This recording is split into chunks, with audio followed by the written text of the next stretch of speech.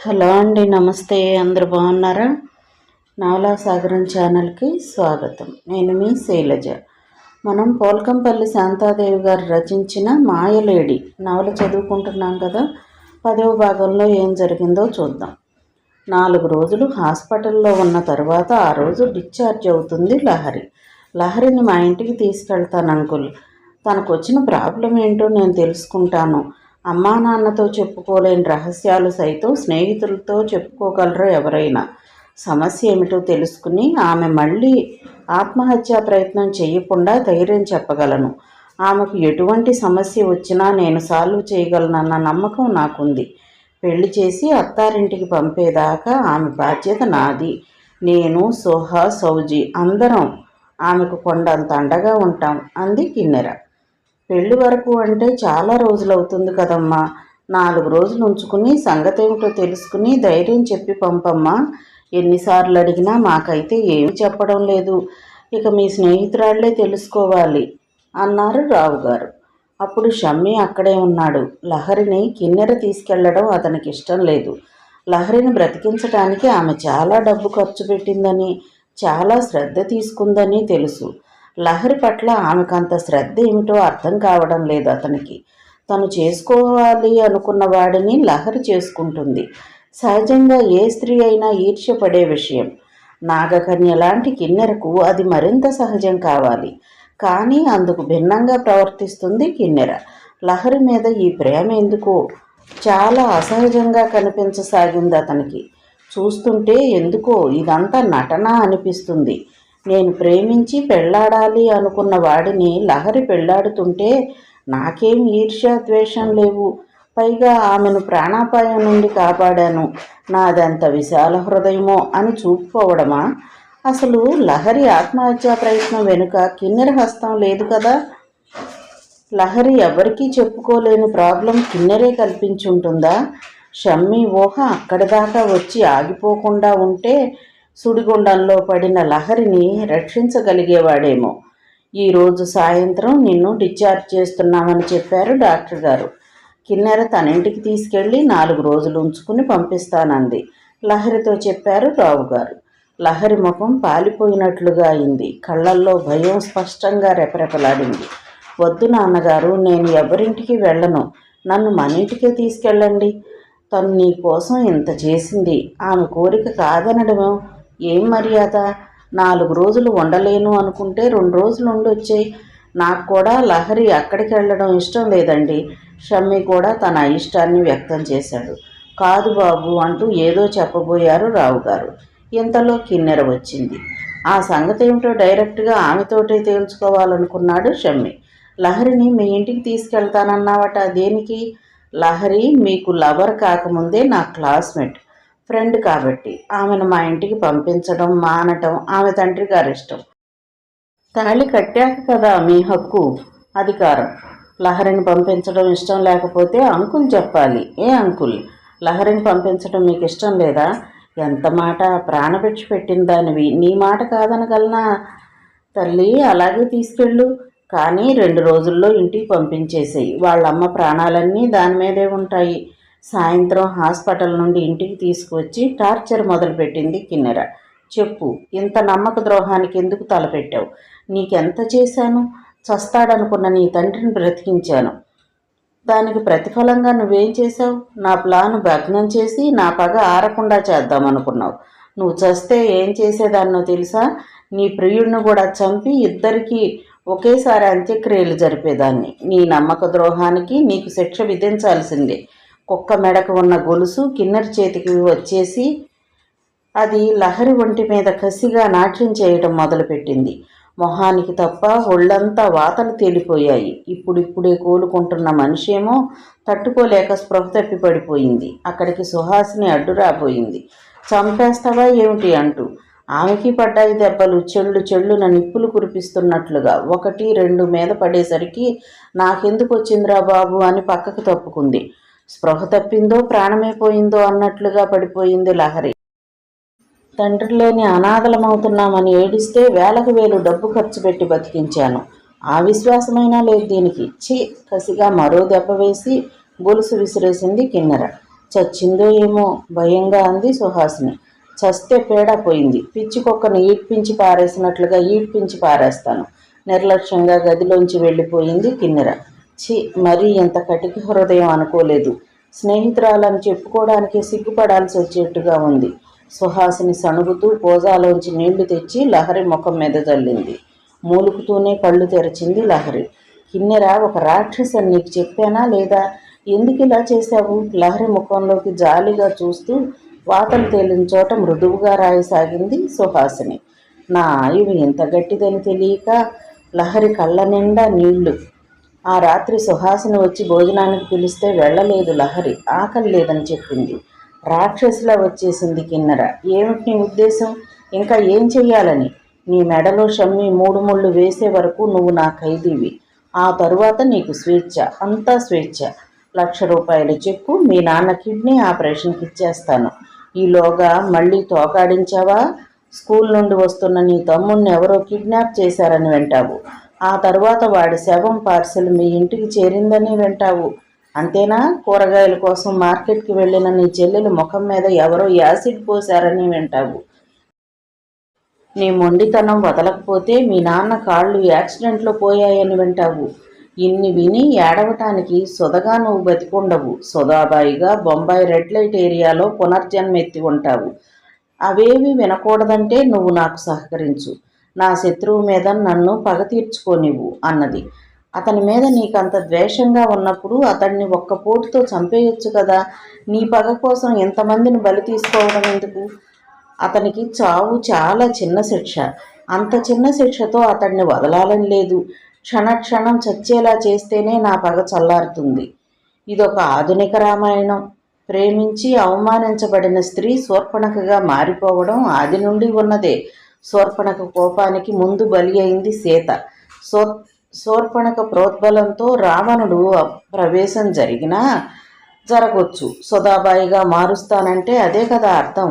రావణాసురుడు ఒక్కడు కాదు, అనేక వేల మంది. ఆ రావణాసురుడికి ఒక నీతి ఉంది. స్త్రీ అనుమతి లేనిదే ఆమెను తాకకూడదన్న నియమం ఉంది. వీళ్ళకి ఆ నీతి నియమాలు ఉండవు. ఈ ఆధునిక రామాయణంలో తన చేత 2 పాత్రలు పోషింపజేస్తోంది కిన్నెర. మాయలేడిగా, సీతగా. మాయలేడిగా మారి రాముణ్ణి వంచడానికి ఇష్టపడని మారీచుడిని అయితే నా చేతిలో చస్తావు అని అంటాడు రావణాసురుడు. అటు రాముడి చేతిలో ఇటు రావణుడి చేతిలో ఎటూ చావు తప్పదని తెలుసుకున్న మారీచుడు చస్తే రాముడి చేతిలో చావడమే పుణ్యం అనుకుని చివరికి మాయలేడిగా మారటానికి ఒప్పుకుంటాడు. ఎటూ చావు తప్పని మారీచుడి అందమైపోయింది తన బ్రతుకు. తను చావడానికి సిద్ధమే. కానీ తన వాళ్ళు తనని చంపకుండా తన కళ్ళ ముందు వాళ్లను చంపితే మర్నాడు లబలబలాడుతూ రానే వచ్చాడు లహరి తండ్రి. చిట్టిబాబుని ఎవరో ఎత్తుకుపోయారమ్మా. స్కూల్ నుండి వస్తుంటే ఎవరో కారు ఆపి ఎక్కించుకుని వెళ్ళిపోయారట. కారులోకి బలవంతంగా ఎక్కిస్తుంటే శ్రీను చూశాడట.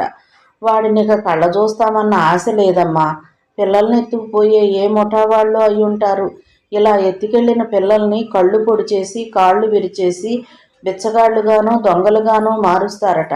మీ అమ్మ ఏడుపు చూడలేకుండా ఉన్నానమ్మా అన్నారు. అక్కడే ఉన్న కిన్నెర ముఖంలోకి చూసింది లహరి. అన్నంత పని చేశావన్నమాట అన్నట్లుగా. లహరి నిర్వికారంగా అంది. కిన్నెర కాళ్ళు పట్టుకోండి నాన్నగారు. చిట్టిబాబు ఎక్కడున్నా వెతికించి పెడుతుంది. కిన్నెర మాత్రం ఏం చేస్తుందమ్మా? వాళ్ళు ఈసరికి ఊళ్ళు దాటించేసి ఉంటారు. ఆమె తలుచుకుంటే ఏమైనా చేయగలదు నాన్నగారు. మీరైతే ఆమె కాళ్ళు పట్టుకోండి. మన చిట్టిని పువ్వుల్లో పెట్టి తెచ్చినట్లుగా తెచ్చి మీకు అప్పగిస్తుంది. రావుగారు చప్పున కిన్నెర చేతులు పట్టుకున్నారు. ఇవి చేతులు కాదు, కాళ్లను కొమ్మ. నువ్వు తలుచుకోవాలే కానీ మా బాబుని వెతికి పెట్టగలవు తల్లి. ఆయన చేతుల నుండి తన చేతులు విడిపించుకుని, పెద్దవారు అంత మాట అనకండి, నాకు ఆయుక్షేణం కాగలదు. మీరు అధైర్యపడకండి. మీ బాబు మీకు దొరుకుతాడు. మా డాడీకి చెప్తాను మీ బాబును వెతికించమని. ఆయన చిటికెలో చేసేస్తారు. ఒక్కరోజు గడిచిపోయింది. నిరంజన్ షమ్మి ఇంటికి వచ్చారు. కొంతవరకు మిస్టరీ వీడిపోయింది అన్నాడు ఉపోద్ఘాతంగా నిరంజన్. లహరి చెప్పిందా? షమ్మి ఆతృత వ్యక్తం చేశాడు. చెప్పింది. ఆమె కాలేజీ లైఫ్లో ఓ ప్రేమ పూజారి ఉండేవాడట.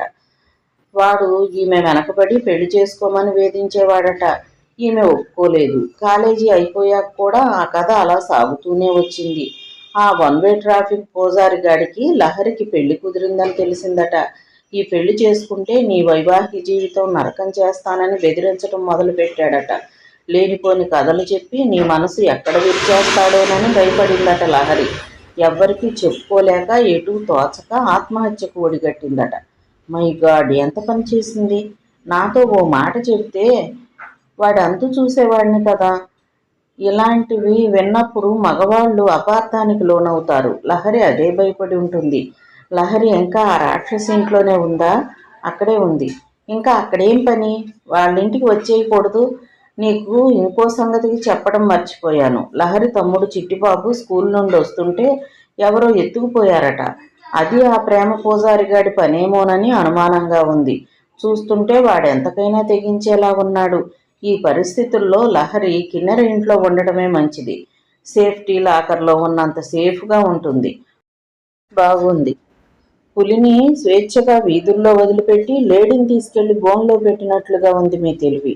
ముందు ఆ రౌడీ వెధవ ఎవడో తెలుసుకుని వాడు అంతు తేల్చాలి గాని లహరిని ఎవరింట్లోనో ఉంచడం ఏమిటి? అసలు కిన్నెర మీద నాకు సదభిప్రాయం లేదని తెలుసు కదా. మేక పులిని నమ్మినట్లుగా మీరంతా కిన్నెరని నమ్మడం ఏమిటి? నిరంజన్ మీద చిరాకు పడిపోయాడు షమ్మి. కిన్నెర మారిపోయింది బ్రదర్. లహరి అంటే కిన్నెరకు అభిమానం, స్నేహం. లహరి నీకు పరిచయం కాకముందే వాళ్ళు మంచి స్నేహితులు, క్లాస్మేట్స్. మధ్యన వచ్చిన వాడివి నువ్వు. వాళ్ళ స్నేహం కాదనడానికి నువ్వెవరికి చెప్పు అన్నాడు. నువ్వే ఒకప్పుడు అన్నావు కిన్నెర నాగజాతికి చెందినదని. పాములు ఎప్పుడైనా పగన మరుస్తాయా? ఇంపాసిబుల్. లహరి మీద ఆమె ఎంత అభిమానం వర్షించడానికి వెనుక అంతరార్థం ఏదో ఉందని నా అనుమానం అదోలా అన్నాడు షమ్మి. ఏం లేదు బాయ్, అంతా నీ అనుమానం. కిన్నెర మారింది. నా మాట నమ్ము. నువ్వు ప్రేమించిన అమ్మాయి తన స్నేహితురాలు అయినప్పుడు కిన్నెర ఎందుకు ఈర్ష్యపడుతుంది చెప్పు? ఈర్ష్యపడుతుంది. అది స్త్రీ సహజం కాబట్టి. తను ప్రేమించి కోరుకున్న వాడిని సొంత చెల్లి సొంతం చేసుకోవాలని చూసినా ఈర్ష్యతో బగ్గుమంటుంది. కిన్నెర దగ్గర ఉండడం మానడం లహరి ఇష్టం. మధ్యన మనం వాదించుకోవడం అనవసరం అని ఇక వెళతానన్నట్లుగా లేచాడు నిరంజన్. లహరితో నేను ఓసారి మాట్లాడాలి. కిన్నెర ఇంటికి నేను రాను. లహరిని తీసుకుని ఓసారి మా ఇంటికి రాగలవా అన్నాడు షమ్మి. సరే, రేపు సాయంత్రం తీసుకొస్తాను. మర్నాడు లహరిని తీసుకొని వచ్చాడు నిరంజన్. నిరంజన్ చెప్పింది నిజమేనా? నువ్వు ఎవరో బెదిరించారని ఆత్మహత్యకు తలపడ్డం ఏమిటి? ఒక్క మాట నాతో చెబితే వాడంతు చూసేవాడిని కదా. ఇప్పటికైనా చెప్పు, వాడెవడు, ఎక్కడుంటాడు? షమ్మి అడిగాడు. ఎక్కడుంటాడో తెలియదు, తలంచుకొని చెప్పింది లహరి. వాడు నిన్నంత వేధిస్తుంటే ఒక్క మాట నాతో ఎందుకు చెప్పలేదు అన్నాడు. వాడు మామూలు మనిషి కాదు, అర్ధబలం అంగబలం ఉన్నవాడు. వాడి తండ్రి బాగా ఉన్నవాడు. వాడి చేతి కింద చాలామంది ఉన్నారు. వాళ్ళకి ప్రాణం తీయటం ఓ లెక్క కాదు. నా కోసం ఇంకెవ్వరినీ బలిపెట్టాలనుకోలేదు. అందుకే నేనొక్కదాన్ని చస్తే ఇక ఎవ్వరికీ ఏ బాధ ఉండదు కదా అనుకున్నాను. నువ్వు చస్తే ఎవ్వరికీ ఏమీ కాదనుకున్నావా? ఇలా నా కళ్ళలోకి చూసి ఆ మాటను ఆమె గడ్డం పైకెత్తి ఆమె కళ్ళలోకి ఆర్తిగా చూస్తూ అన్నాడు. లహరి కళ్ళల్లో గిర్రున నీళ్లు తిరిగాయి.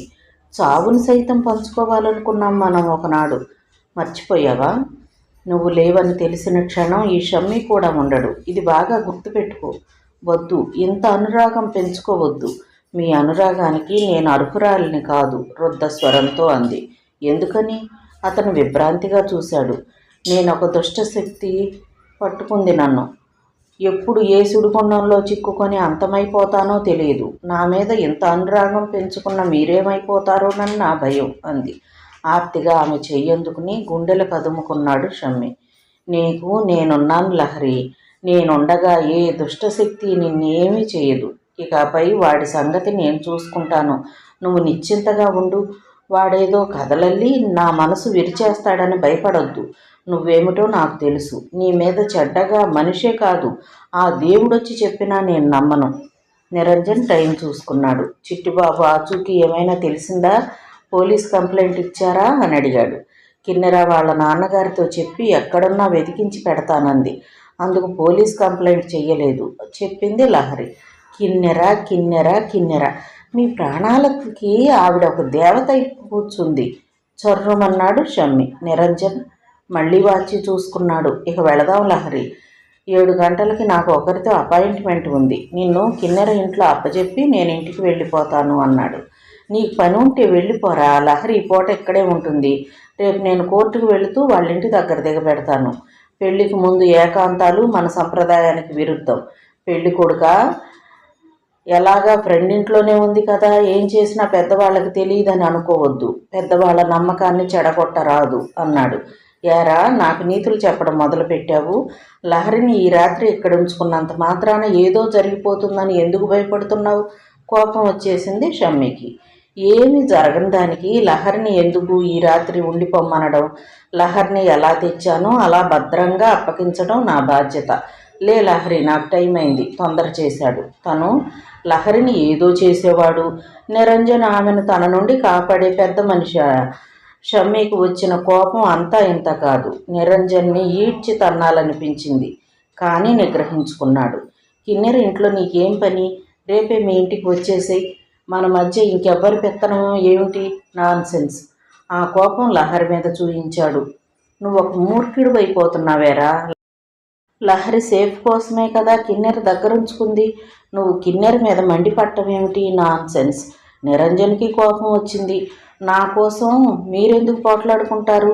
చిట్టిబాబు దొరకగానే నేను మా ఇంటికి వెళ్ళిపోతాను. కిన్నెర ఇంట్లో ఉండడం మీకు ఇష్టం లేనప్పుడు నేనెందుకుంటాను? ఇప్పుడే వెళ్ళిపోతే కిన్నెర కోపం వస్తుంది. నీ తమ్ముడిని వెతికించి పెట్టడానికి నాకేం పట్టింది అంటుంది. షమ్మీకి సర్ది చెప్పి నిరంజన్తో బయలుదేరింది లహరి. ఆ రోజు కాత్యాయని పెళ్ళి. కిన్నెర స్నేహ బృందం అంతా తయారైంది పెళ్ళికి వెళ్ళడానికి. నేను రాను కిన్నెర, మీరందరూ వెళ్ళండి అని చెప్పింది లహరి. రావాలి, రాక తప్పదు. నా మనసు బాగుండలేదు, దయచేసి వేధించుకు. నీ మనసు బాగుండలేదని నాకు కొత్తగా చెప్పాల్సిందేం లేదు. నన్ను అడిగితే అసలు నీకు మనసు అన్నది లేకుండా చేసుకోమని చెప్తాను. మనసున్న మనిషికి సుఖం లేదన్నాడు ఒక కవి. మనిషిని చంపుకోవడం సులభం, కానీ మనసును చంపుకోవడం సులభం కాదు. చావు లేనిది ఆ మనసు. చావు లేనిది అనుకున్న ఆ మనసు పెళ్లిపేటల మీద చూస్తుంది కసిగా అనుకుంది కిన్నెర. ఇప్పుడు నీతో తర్కించే టైం నాకు లేదు, కానీ లేచి తయారవ్వు. నీకోసం చీర పెట్టాను, నగలు కూడా పెట్టాను. 15 గంటలో తయారవ్వాలి. లహరి జబ్బబట్టి లేపి బాత్రూమ్ కేసి తోసింది. వీళ్ళు వెళ్ళేసరికి కాత్యాయని పెళ్లి కూతురు అలంకరణలో కళ్యాణ మండపంలో ఉంది. పురోహితుడు మంత్రాలు చదువుతూ పెళ్లి కార్యక్రమం నడిపిస్తున్నాడు. వరుణ్ణి తీసుకురండమ్మా. ఫ్రెండ్స్ని చూసి కళ్ళతోనే విష్ చేసింది కాత్యాయని, ముఖమంతా సంతోషం పులుముకుని. అప్పటికే అక్కడి కుర్చీలన్నీ నిండిపోవడంతో నిలబడిపోయారు కిన్నెర వాళ్ళు. వీళ్ళని చూసి ఒకతను లేచి వచ్చాడు. హాయ్ కిన్నెర, దొరసాని అంటూ సూటు బూట్లో స్టైల్గా ఉన్నాడు, మంచి అందగాడు. హలో సవిసాచి. కిన్నెర ముఖమంతా సంతోషం పులుముకుని విష్ చేసింది. నిలబడిపోయారే, ఖాళీ లేదా ఎక్కడ? లేటుగా వచ్చాం కదా, లేటుగా వచ్చినందుకు పనిష్మెంట్ ఉండాలి కదా, అందుకని నిలబడ్డాం. అదిగో అక్కడ 4-5 కుర్చీలు ఉన్నాయి ఖాళీగా, కళ్ళతో చుట్టూ వెతుకుతూ అన్నాడు అతను. బాగా వెనుగ్గా. పెళ్ళి కనిపించదు, పెళ్ళికి వచ్చిన వాళ్ళ తలలు తప్ప. ఇక్కడ బాగానే ఉంది. నేను చెప్పిన పనికి రెడీయేనా? నువ్వు చెప్పడము నేను కాదనడమునా? రొమాన్స్ అన్నా రొమాంటిక్ పాత్రలన్నా ఇష్టపడని వాళ్ళెవరు? ఎంతకీ నా హీరోయిన్ ఎక్కడా? కొద్దిగా శృతి మించిన ఉత్సాహంతో అడిగాడు సవ్యసాచి. కిన్నెర సైగ చేసింది. Oh fantastic, మహాద్భుతం. నటించడం కాదు, నాలో సహజంగానే రొమాన్స్ పుట్టుకొస్తుంది. జన్మలో చూడని అందమిది. నా గుండె లయ తప్పుతోంది అబ్బా అంటూ సవ్యసాచి లహరిని చూస్తూ కన్ను గీటాడు. లహరి చిరాకుతో ముఖం తిప్పుకుంది. అప్పటికే వీడియోగ్రాఫర్ లైట్ వాళ్ళ మీద ఫోకస్ చేసి వీడియో తీస్తున్నాడు. పేరు సుధాలహరి, రూపం పరమాద్భుతం. పేరుకు తగ్గ రూపం కలిసి రావడం అన్నది చాలా అరుదుగా జరిగే విషయం. ఈ మధ్య చిలకమ్మ అనే ఆవిడ్ని చూశాను. చిలకమ్మ అనగానే మన కళ్ళ ముందు ఓ తళుకు పెలుకుల కోమలాంగి మెదులుతుంది. ఆ చిలకమ్మ మాత్రం వినాయకుడికి చెల్లెలనిపించింది. పక్కుమన్నారు శ్రోతలు, లహరి తప్ప. నువ్వు చాలా అందంగా ఉన్నావని కాంప్లిమెంట్ ఇస్తుంటే మొహం దొందొమలాడినట్టు పెడతావేం? అలాంటి కాంప్లిమెంట్లు ఎవరికి పడితే వాళ్ళకి ఇవ్వకూడదు మిస్టర్. నువ్వు ప్రేమించిన అమ్మాయికి మాత్రమే అపురూపంగా ఇచ్చుకోవలసిన కానుకది. ఎవరికి పడితే వాళ్ళకిచ్చి ఆ కానుకను పలచన చేయకు. అవును, నేను ప్రేమించిన అమ్మాయివి నువ్వెందుకు కాకూడదు? కనుబొమ్మలు అదోలా పైకి ఎగరేస్తూ అడిగాడు సవ్యసాచి. కళ్ళ చివర కొంటె మెరుపులు మెరిపిస్తూ లహరి చెయ్యి విసురుగా పైకి లేచింది. లేచిన చేతిని మధ్యలోనే పట్టేసి ఆ చేతిని తన పెదవుల దగ్గరకు తీసుకెళ్లి ముద్దు పెట్టుకున్నాడు. మరో చెయ్యి ఆమె భుజం చుట్టూ వేశాడు. అతను ఆమెకు దగ్గరగా నిల్చున్న ఆ తీరు ఇద్దరు ప్రేమికులు దగ్గరగా నిలబడి ఏమిటో గుసగుసగా చెప్పుకుంటున్నట్లుగా కనిపిస్తుంది దూరంగా ఉన్న వాళ్ళకి. అతడు నాకు కావలసిన వాడు, అతడిని అవమానిస్తే నన్ను అవమానించినట్టే.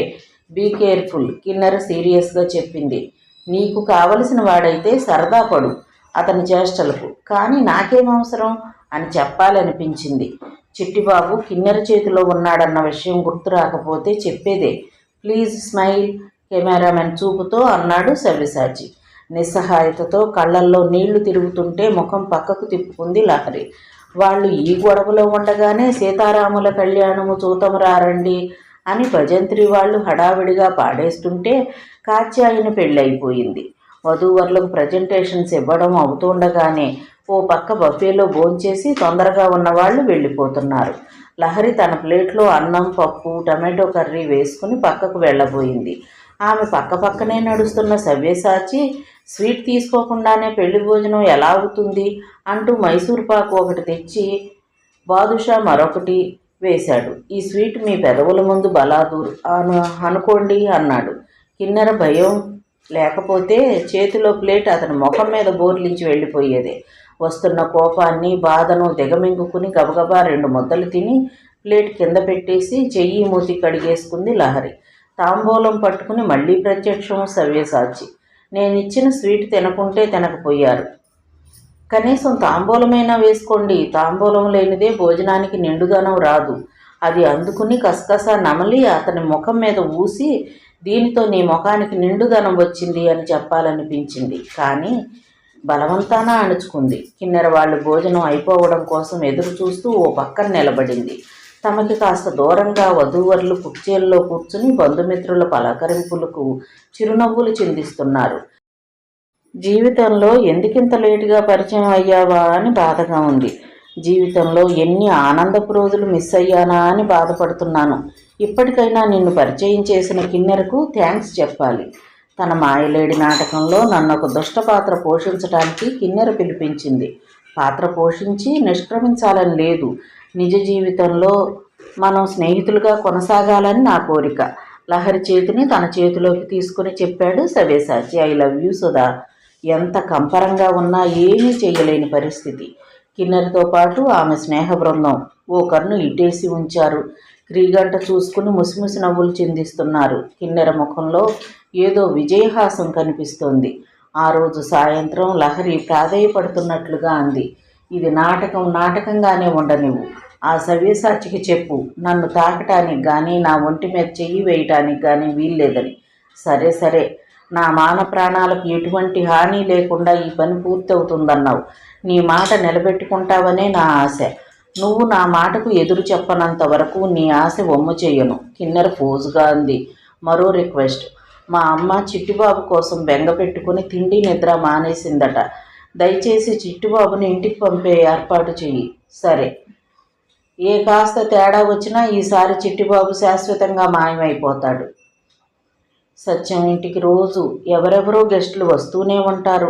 సినీ నటులు, రాజకీయ నాయకులు, వ్యాపారవేత్తలు, అన్ని రకాల వ్యక్తులు వస్తూనే ఉంటారు. కొందరిని మాట్లాడి పంపిస్తే కొందరిని భోజనానికి పిలుస్తూ ఉంటాడు. మరికొందరు వచ్చినప్పుడల్లా అతని దగ్గరే దిగుతుంటారు. ఆ రోజు వ్యాపార విషయాలు మాట్లాడిన తర్వాత మోహన్ రావు అన్న ఆయన్ని భోజనానికి లేపాడు సత్యం. లోగడ చాలాసార్లు సత్యం ఆతిథ్యం పొందినవాడే అతను. కిన్నెరకు కూడా అతను సుపరిచితుడే. కిన్నెర కూడా లహరితో భోజనానికి వచ్చింది డైనింగ్ హాల్లోకి. బాగున్నారా అంకుల్? బాగున్నానమ్మా. ఇంకా పప్పన్నం పెట్టవేమిటి అంటున్న ఆయన చూపులు అప్రయత్నంగా లహరి మీద పడ్డాయి. ఆయన కళ్ళల్లో అదో రకమైన విభ్రాంతి. ఈ అమ్మాయి సుధా లహరి అని నా ఫ్రెండ్ అంకుల్. భోంచేస్తున్నంతసేపు ఆయన చూపులు లహరి మీదనే ఉన్నాయి. మీది ఏ ఊరమ్మా అడిగాడు ఆయన. ఈ ఊరేనండి. నిన్ను చూస్తుంటే నాకు బాగా తెలిసిన మనిషిని చూస్తున్నట్లుగా ఉంది. మీ అమ్మా నాన్నలది ఏ ఊరమ్మా? ఈ ఊరేనండి. మీ నాన్నగారి పేరు? అమృతరావు. మీ అమ్మగారు? యశోద. ఆయన ముఖంలో నిరాశ కొట్టొచ్చినట్లుగా కనిపించింది. భోంచేసి యువతలికి వచ్చాక కూడా ఆయన పరధ్యాసగా కనిపించారు. సత్యం ఏదో అడుగుతుంటే కూడా ఆయన సరిగ్గా మాట్లాడలేకపోయాడు. మా అమ్మాయి ఫ్రెండ్ని చూసినప్పటి నుండి మీరేదో అప్సెట్ అయినట్లున్నారే. మీ వారసుడు లేక వారసురాలు ఎక్కడో పుట్టి పెరుగుతోందని చెప్పేవారు. ఈ అమ్మాయిని చూస్తే మీ వారసురాలు గుర్తొచ్చిందా? తమాషాగా అన్నట్లుగా అన్నాడు సత్యం. అవును సత్యం, ఈ అమ్మాయి అచ్చు నా భార్యలా ఉంది. మాధవి నన్ను విడిచి వెళ్ళేటప్పుడు 9వ నెల గర్భం. మాధవి కూతురై పుట్టి ఉంటే సరిగ్గా ఈ అమ్మాయి ఈవిడిదే అయి ఉండేది. ఆయనకి హఠాత్తుగా గుర్తుకు వచ్చినట్లుగా జేబు తడిమి పర్సు తీశాడు. అందులో ఎంతో అపురూపంగా దాచుకున్నట్లుగా ఉన్న ఓ ఫోటోను తీసి సత్యం చేతికిచ్చాడు. ఈమె నా భార్య మాధవి. నేను పొరపాటు పడలేదన్న విషయం నీకు తెలుస్తుంది ఈమెను చూస్తే. నిజమే మోహన్ రావు గారు, అచ్చు లహర్లాగానే ఉంది. ఇంత దగ్గర పోలిక అన్నట్లుగా ఆశ్చర్యానికి సత్యం కూడా లోనయ్యాడు. కానీ ఆ అమ్మాయి మీ అమ్మాయి అయ్యే అవకాశం లేదు. ఎందుకంటే వీళ్ళ అమ్మగారు నాన్నగారు చాలా మర్యాదస్తులు, చాలా పరువైన కుటుంబం. ఈ అమ్మాయికి ఓ చెల్లెలు తమ్ముడు కూడా ఉన్నారు. వీళ్ళ నాన్నగారు ఏం చేస్తుంటారు? సంగీత పాఠాలు ట్యూషన్స్ చెప్పుకుంటూ ఉంటాడు. అతనికి కిడ్నీ ట్రబుల్ ఉంది. అతని ట్రీట్మెంట్కి మా అమ్మాయి చాలా హెల్ప్ చేసింది. స్నేహితులకి ఏ కష్టం వచ్చినా భరించలేదది. కిడ్నీ ఆపరేషన్కి కూడా అన్ని ఏర్పాట్లు పూర్తి చేసింది. ఈ అమ్మాయి పెళ్లి కాగానే కిడ్నీ ఆపరేషన్ జరుగుతుంది. కిడ్నీ ఆపరేషన్ అంటే చాలా డబ్బుతో కూడుకున్నదే. మా కిన్నెర పేరు మీద బ్యాంక్ అకౌంట్ ఉంది. నాకు కలిసి వచ్చినప్పుడల్లా ఆ అకౌంట్లో డబ్బు వేస్తూ ఉంటాను. ఎంత ఖర్చు పెట్టింది నేను అడగను, ఏం చేశావని అడగను. నాకున్నది ఆమె ఒక్కతే కదా. నీకు ఓనాడు నా కథ వినిపించాను, గుర్తుందా? అతను మా ఇంటికి మా అన్నగారి పిల్లలకు ట్యూషన్ చెప్పడానికి వచ్చేవాడు. అతనికి సంగీతం వచ్చు, పాటలు బాగా పాడేవాడు. సత్యానికి మోహన్ రావు ఓనాడు తన గతాన్ని విప్పడం బాగానే గుర్తుంది. బాగా కలిగిన వారికి ఆఖరి సంతానమైన రామ్మోహన్ రావుకి తల్లి చేసిన గారాబంలో క్రమశిక్షణ లేని జీవితం అలవాటైంది. మాధవి అన్న అమ్మాయిని ప్రేమించి పెళ్లాడినా చిత్ర అన్న ఆమె ప్రేమలో చిక్కుకుని ఆమెను చులకన చేశాడు. ఫలితంగా ఆమె అతనికి దూరం అయిపోయింది. చక్రపాణి అన్న ట్యూషన్ మాస్టర్తో లేచిపోయింది. ఆ తర్వాత మోహన్ రావు మరో వివాహం చేసుకున్నాడు తల్లి బలవంతం మీద. ఆమె ఏడాది తిరగకుండా కారు యాక్సిడెంట్లో పోయింది. దెబ్బ మీద దెబ్బ పడ్డట్టుగా చిత్ర కూడా మరొకరిని వివాహం చేసుకుని వెళ్ళిపోయింది. ఆ తర్వాత ఒంటరిగానే మిగిలిపోయిన మోహన్ రావు మాధవిని కొంచెం బాగా చూసుకుంటే ఈ ఒంటరి బ్రతుకు మిగిలేది కాదు కదా అని పశ్చాత్తాపడుతూ ఉంటాడు. మాధవి వెళ్ళిపోయాక తన జీవితంలో ఎన్నో మార్పులు.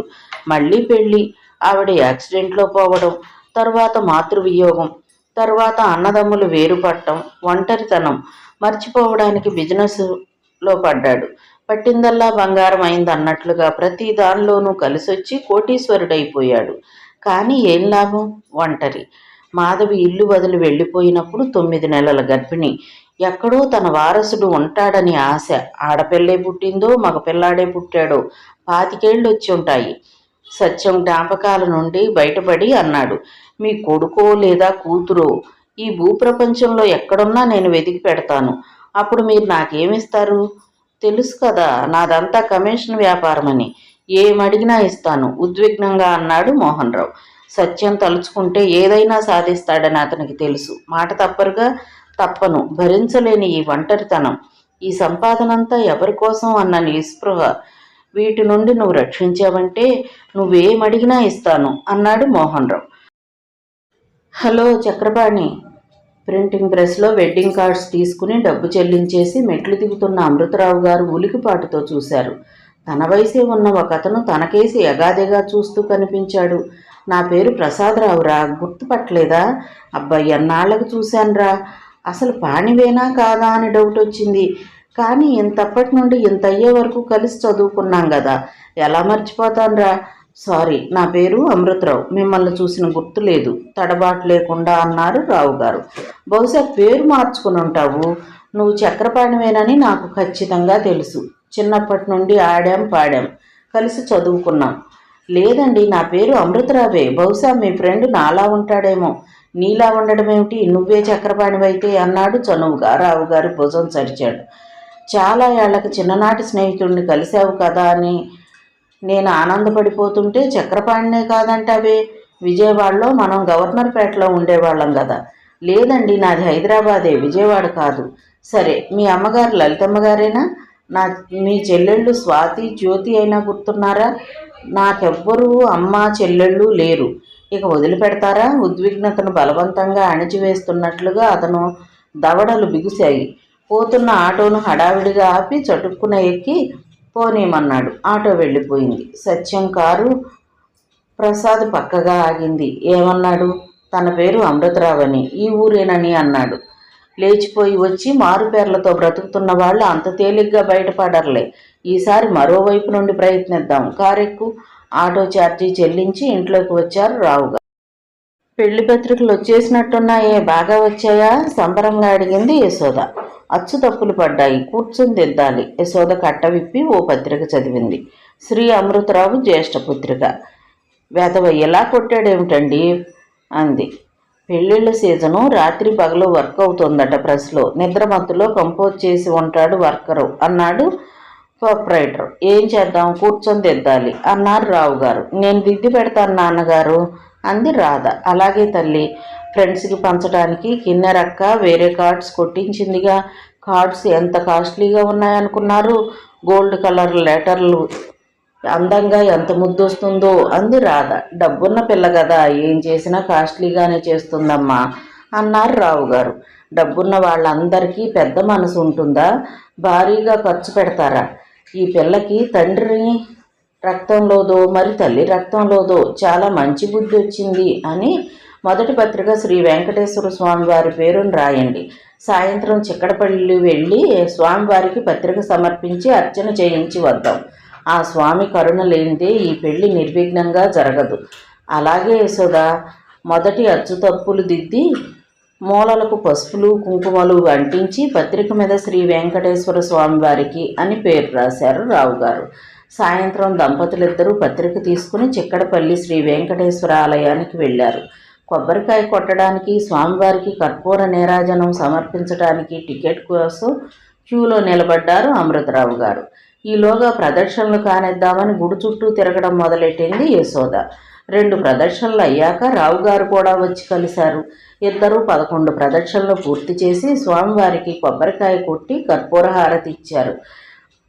ఇద్దరూ కలిసి పెళ్లి పత్రికను పూజారి చేతికి అందించారు. ఆయన పత్రికను స్వామివారి ముందుంచి పూలు అక్షతలు చల్లి ఏవో మంత్రాలు చదివారు ఆశీర్వదిస్తున్నట్లుగా. తరువాత దంపతులకు శటగోపం పెట్టి తీర్థప్రసాదాలు ఇచ్చాడు. పూజారి ఇచ్చిన కొబ్బరి చెప్పు అందుకుని మండపంలో ఓ పక్కగా కూర్చున్నారు. ఈ పెళ్లి నిర్విఘ్నంగా జరగడం అంటే మానవ మాత్రులకు సాధ్యమయ్యేది కాదు. దానికి దైవ సంకల్పం కూడా తోడు కావాలి. ఎందుకంటే పిల్లను చేసుకుంటున్న వాళ్ళు మనలా భేదవారు కాదు, ఎంతో ఉన్నతులు, పెద్ద హోదా ఉన్నవాళ్ళు. పిల్ల మెడలో ఆ 3 ముళ్ళు పడేదాకా నా గుండె దడదడలాడుతూనే ఉంటుంది అంది యశోద. వాళ్ళు గొప్ప శ్రీమంతులే కాదు, గొప్ప మనసున్న వాళ్ళు కూడా. నువ్వేం దిగులు పడకు, ఈ పెళ్లి నిర్విఘ్నంగా జరిగిపోతుంది. ముఖ్యంగా కిన్నెర మనకు తోడుంది. ఆ అమ్మాయి తలుచుకుంటే జరగనిదంటూ లేదు. కిడ్నీ ఆపరేషన్ గురించి మనం కల్లో కూడా అనుకోలేదు. అంత డబ్బు మన దగ్గర లేదని, ఆ ఆలోచనని ఊహలో కూడా రానివ్వలేదు మనం. మృత్యువు చేతికి ప్రాణాలు అప్పగించి నిస్సహాయంగా కూర్చున్న దశలో ఆ అమ్మాయి దేవతలా వచ్చింది. ఆపరేషన్కి ఏర్పాట్లు అవలేలగా చేయించింది. ఎంతో డబ్బును మంచినీళ్లలా ఖర్చు పెట్టింది. మొదటి పత్రిక వెంకటేశ్వర స్వామికి ఇచ్చాం. రెండవ పత్రిక కిన్నెరకి ఇవ్వడం సబబుగా ఉంటుంది. అలాగేనండి. ఒక ముత్తైదువు వచ్చి వాళ్ళకి సమీపంగా కూర్చుంది. ఆవిడ యశోదను యగాదిగా చూసి, నువ్వు మాధవివి కదూ, ఎన్నాళ్లకు చూశాను నిన్ను, బాగున్నావా అంది సంబరంగా. నా పేరు యశోదండి. చక్రపాణితో లేచొచ్చి మారు పేరుతో బతుకుతున్నావనుకుంటా. కొత్త వాళ్ళకు చెప్పు ఆ పేరు. నీ ఊరు దాన్ని నాకు చెబితే ఎలా? ఈయన చక్రపాణి లేపుకొచ్చినా బాగానే చూసుకుంటున్నట్టున్నాడే. మాధవి ఇలా చేసిందని వినగానే రెంటికి చెడ్డ రేవడివవుతావేమోనని భయపడ్డాం. వ్రతం చెడ్డ ఫలం దక్కిందన్నమాట. పిల్లలెంతమంది? ఇంట్లోంచి వచ్చేసేప్పుడు నిండు గర్భిణీవని విన్నాను అన్నది ఆమె. వివర్ణమైన ముఖంతో బేలగా భర్త ముఖంలోకి చూసింది యశోద. అమృతరావు గారు కల్పించుకుని కొత్త వారితో మాట్లాడినప్పుడు ఎవరో ఏమిటో తెలుసుకుని మాట్లాడాలమ్మా. ఆమె పేరు యశోద, నా పేరు అమృతరావు. మాది ఈ ఊరే, మేం భార్యాభర్తలం అన్నాడు తీక్షణంగా.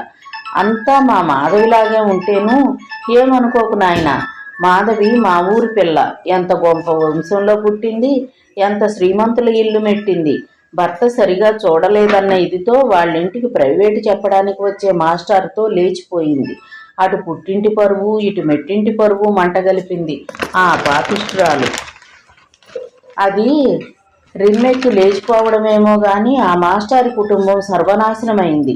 ఆ మాస్టారి తల్లి కొడుకు చేసిన పనికి గుండె పగిలి చచ్చిపోయింది. పిల్లలు పుట్టకొకరు చెట్టుకొకరు అన్నట్లుగా అయిపోయారు. మాధవి తండ్రి కూతురు చేసిన పాపిష్టి పనికి బయట తలెత్తుకోలేక ఇంట్లోనే కుమిలి కుమిలి చచ్చాడు. ఎందరిని బాధ పెట్టి ఆ పాపిష్టిది ఏం సుఖపడిందో. ఆవిడికి బాగా వాగడం అలవాటున్నట్లుగా ఏదో ఒకటి అంటూనే ఉంది. యశోద భర్త చెయ్యి పట్టుకుని లేపుతూ ఇక వెళదాం పదండి అంది. ఆమె గొంతులో వణుకు, ఎంత దాచినా దాగని కంగారు. గుడి ముందు ఒక ఆటో కూడా కనిపించలేదు. చాలాసేపు చూస్తూ నిలబడ్డారు. అటువైపు ఏదో ఖాళీ ఆటో వస్తుందేమోనని. సత్యం వేళకు కొంచెం దూరంలో కారు ఆపుకుని నిలబడి ఉన్నాడు. అటు నుండి ఖాళీగా వస్తున్న ఆటోని ఆపి, అదిగో అక్కడ ఇద్దరు దంపతులు ఆటో కోసం చూస్తున్నారు, వాళ్ళని ఎక్కించుకెళ్ళు, ఇదిగో 100. ఆటోలో వాళ్ళు ఏం మాట్లాడుకుంటున్నది నాకు చెప్పాలి అన్నాడు. ఆటో కొంచెం ముందుకు కదిలి యశోద వాళ్ళ ముందు ఆగింది. మలక్పేట వస్తావా బాబు, ఎక్కండి. వీళ్ళు ఎక్కగానే మీటర్ తిప్పి స్టార్ట్ చేశాడు డ్రైవర్. గుళ్ళోంచి బయటికి వచ్చిన ముత్తైదువ తిన్నగా సత్యం దగ్గరకు వచ్చి తనకి వారికి జరిగిన సంభాషణ మొత్తం చెప్పింది. తల పంకించి కారు ఎక్కి స్టార్ట్ చేయమని చెప్పాడు డ్రైవర్కి. మలక్పేటలో వాళ్ళని దింపి ఆటో వచ్చేస్తూ ఉంటే సందు చివర మలుపులో కారు ఆపుకుని నిలబడి ఉన్నాడు సత్యం. వాళ్ళు ఏం మాట్లాడుకున్నారు? ఏం మాట్లాడుకోలేదు సాబ్. ఏం మాట్లాడుకోలేదా? ఒక్క మాట కూడా? నై సాబ్. కానీ ఆమె ఆయన భుజం మీద తలపెట్టుకుని ఏడ్చింది చెప్పాడు ఆటో డ్రైవర్. ఏడ్చిందా? నువ్వు బాగా చూసావా? చూశాను సాబ్.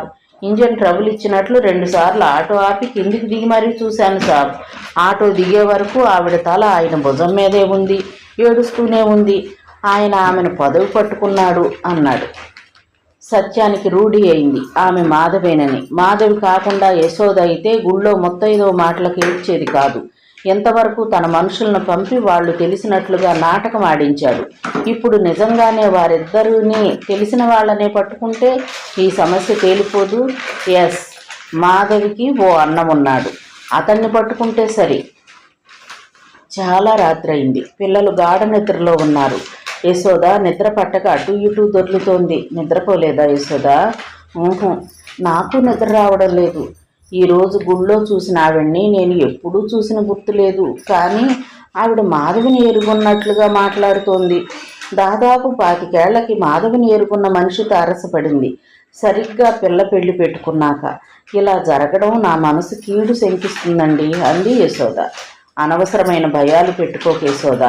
పిల్ల పెళ్లి శ్రీనివాసుడే చేస్తాడు. అతని మీద భారం వదిలివేద్దాం. ఆ ఉదయం ప్రసాదరావు అన్న వ్యక్తి తనని చక్రపాణి అని సంబోధించి మాట్లాడడం ఆమెకు చెప్పలేదు. ఆమె ఇంకా భయపడిపోతుందని. కానీ ఒకే రోజు ఇలా జరగడం యాదృచ్ఛికమా?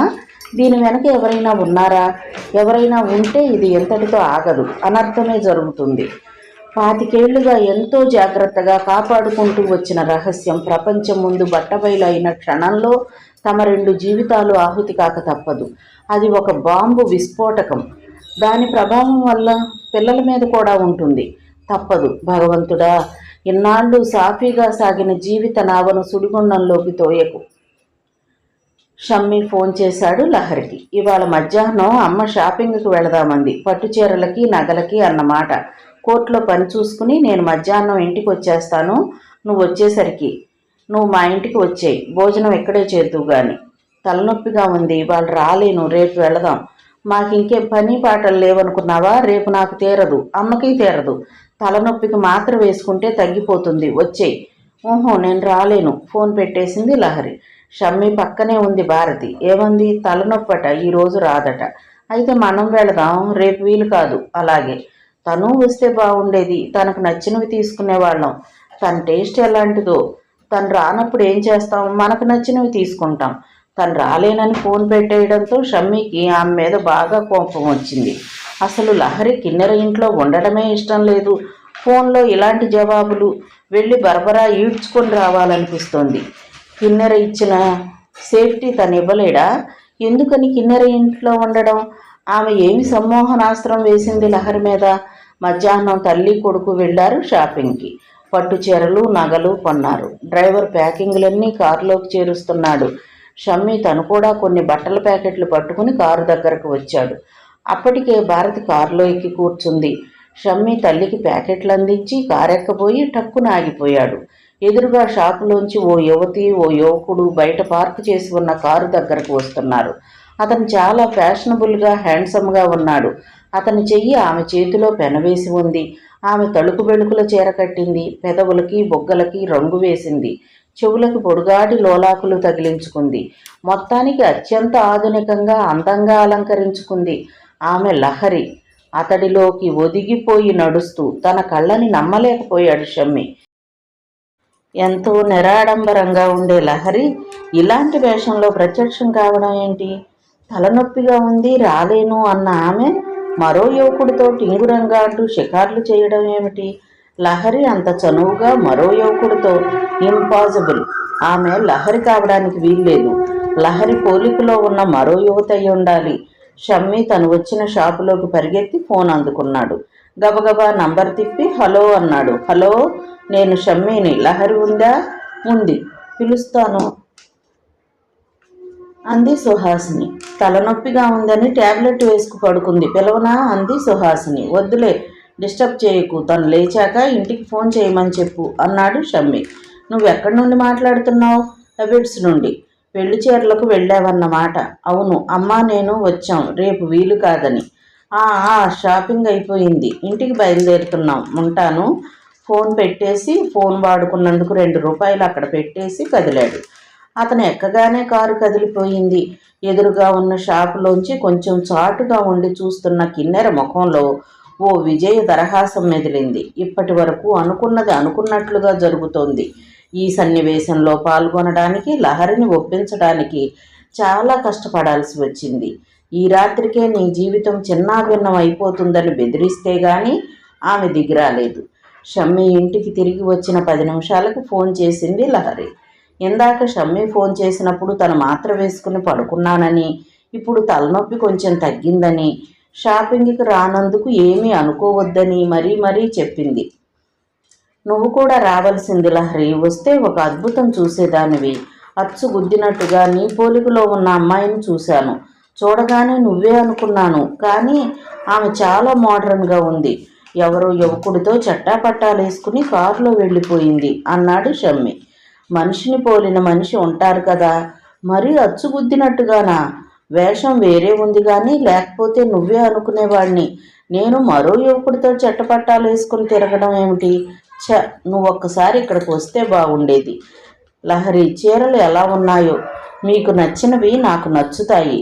థ్యాంక్ యూ అన్నాడు షమ్మి. అది ఒక పెద్ద ఫంక్షన్ హాలు. గేటు ఆర్చి మీద వధువు సుధాలహరి, వరుడు సమీర్ కుమార్ అన్న అక్షరాలు రంగురంగుల బల్బులతో వెలుగుతున్నాయి. అది రాత్రి లగ్నం. హాల్లో ఆహూతులైన అతిథులందరూ కూర్చుని ఉన్నారు. చాలామందే ఉన్నారు. జడ్జిగా రఘువీర్కు పరిచయాలు తక్కువ కాదు. అలాగే అడ్వకేట్గా షమ్మీకున్న స్నేహితులు పరిచయస్తులు కూడా తక్కువ కాదు. బంధువులు సరే. లేక అవుతున్న శుభకార్యమని జానకమ్మ అందరినీ పిలిచింది. ఈ పెళ్లి కిన్నెర చేతుల మీదుగా జరుగుతున్న పెళ్లి ఖర్చంతా కిన్నెరే భరిస్తుంది. అంత డబ్బు అప్పుగా ఇస్తుందో ఉదారంగా ఇస్తుందో వివరాలు బయటికి రాకపోయినా ఖర్చు కిన్నెర పెడుతోందని చాలామందికి తెలిసింది. ఇలాంటి స్నేహితులు ఎవరికైనా ఉంటారా? పెళ్లికి వచ్చిన అందరికీ ఆశ్చర్యం. ఆ పిల్ల తండ్రికి ఒక్కటే సంతానం. అతనిది లెక్కలేని సంపాదన. తలలు తీయించి తలలు మార్చే వాళ్ళ సంపాదన తక్కువేమీ కాదు. ఆమె ఎంత ఖర్చు పెట్టినా ఏం చేసినా అతను పట్టించుకోడు. ఈ పెళ్లి ఖర్చు ఓ లెక్క ఆ పిల్లకి. స్నేహితులకి పార్టీలని పిక్నిక్లని ఎంతెంత ఖర్చు పెడుతుందో అన్న గుసగుసలు ఆడవాళ్ల వరుసల్లో ఉన్నాయి.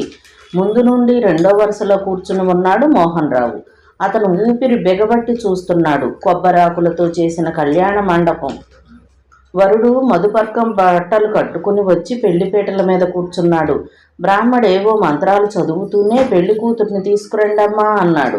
పసుపు పచ్చని చీరలో ముద్దబంతి పువ్వులా ఉన్న లహరిని ఓ పక్క తల్లి పట్టుకోగా ఓ పక్క కిన్నెర పట్టుకుంది. వెనుక వస్తున్న సౌజన్య, సుహాసిని మొదలైన స్నేహ బృందం అంతా ఏవేవో జోక్స్ వేస్తుంటే మందగమనంతో సాగి వచ్చి కళ్యాణ మండపంలో వరుడి పక్కగా మరో పీట మీద కూర్చుంది. ఎంత చక్కని జోడి! ఒకరి కోసం ఒకరు పుట్టినట్లుగా అనుకున్నాడు మోహన్ రావు. కానీ కళకళ్లాడాల్సిన పెళ్లి కూతురి ముఖం కాంతి విహీనమై ఉంది. మంటలు చుట్టుముట్టిన ఇంట్లో భయభీతురాలై స్తంభించిపోయిన దానిలా ఉంది. ఎందుకని? నిజంగా లహరి హృదయం కల్లోల జలదిలా ఉంది. ఇంకా సేపట్లో తన మెడలో 3 ముళ్ల రూపంలో ఓ ప్రళయ కెరటం విరుచుకు పడుతోంది. అది కిన్నెర సృష్టించే కెరటం. ప్రేమించిన వాడు కాదన్నాడని పగపట్టిన పడతి కోపానికి నిర్దాక్షిణ్యంగా ఓ ఆడపిల్ల బలి. కన్య వధువును కళంకితగా నిలబెట్టబోతోన్నది కిన్నెర. మరోవైపు నుండి కూడా ప్రళయం ముంచుకొస్తున్న విషయం ఆమె ఊహించనైనా ఊహించలేదు. అది మోహన్ రావు రూపంలో. సత్యం లహరి పెళ్లి పత్రిక పంపించి మీ కూతురు వివాహం తప్పక రండి అని కబురు చేశాడు. తుఫానులో ఎక్కడెక్కడికో కొట్టుకుపోయి ఒంటరి దీవిలో చిక్కడి ఏళ్ల తరబడి ఏకాంత రూపంలో విసిగిపోయిన మనిషికి హఠాత్తుగా నా అన్నవాళ్లు కనిపించిన ఆనందం ఆ సమయంలో మోహన్ రావు ముఖంలో చిందులు వేసింది.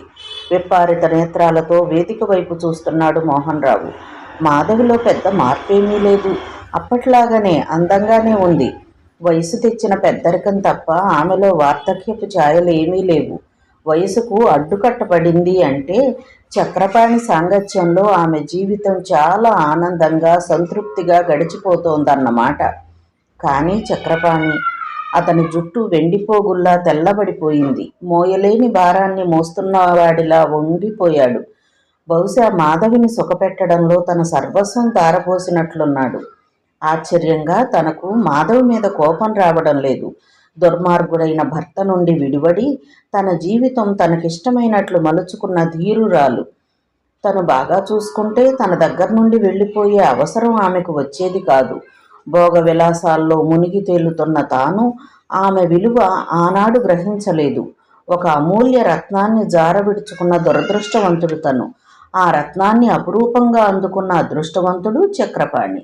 సన్నటి నీటి తెర కమ్మింది మోహన్ రావు కళ్లకు. పసుపు తాడు గుచ్చిన మాంగల్యాలు పచ్చని పసిమితో మెలమెలలాడుతూ పళ్ళెంలో పెట్టిన కొబ్బరికాయ మీద వేళ్లాడుతున్నాయి. పళ్ళెం భద్రంగా ఒక అమ్మాయికి అందించి మాంగల్యాలను ముత్తైదువులకు తాకించి ఆశీస్సులు తీసుకోమ్మా అని చెప్పాడు పురోహితుడు. మరో అమ్మాయికి అక్షతల పళ్ళాన్ని అందించాడు. అందరికీ పంచిరమ్మని. పసుపు కుంకుమలు గంధం ముత్తైదులకు ఇచ్చిరండమ్మా అంటూ మరో అమ్మాయికి పురమాయించాడు. సీతారాముల కళ్యాణము చూతము రారండి, మన సీతారాముల కళ్యాణము చూతము రారండి. సిరి కళ్యాణపు బొట్టును పెట్టి మణిబాసికమును నుదుటన కట్టి పారాణిని పాదాలకు పెట్టి భజంత్రీలు వాయిస్తున్నారు. ముత్తైదువులు మాంగల్యాలను తాకి నిశ్శబ్దంగా ఆశీర్వదిస్తున్నారు. అమృతరావు గారు, ఇలా ముందుకు రండి. వరుడికి కాళ్ళు కడిగి మీ అమ్మాయిని కన్యాదానం చెయ్యాలి. పెళ్లిపేటలకు కొంచెం దూరంగా కూర్చున్న అమృతరావును పిలిచాడు బ్రాహ్మడు.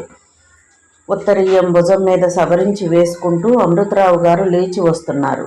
సత్యం వేదిక దగ్గరకు వచ్చి, కన్యాదానం వధువు కన్నతండ్రి మాత్రమే చెయ్యాలి. అది మన సంప్రదాయం శాస్త్రి గారు. కన్నతండ్రి వేరే ఉన్నాడు, ఇక్కడే ఉన్నాడు, ఆయన చేత చేయించండి అన్నాడు. సత్యం చెబుతున్నది ఏమిటో శాస్త్రి గారికే కాదు, ఇంకా చాలామందికి అర్థం కాలేదు. అర్థమైంది ముగ్గురికే. ఉరుము లేకుండా పిడుగుపడ్డట్లుగా వాళ్ల ముఖాలు మాడిపోయాయి.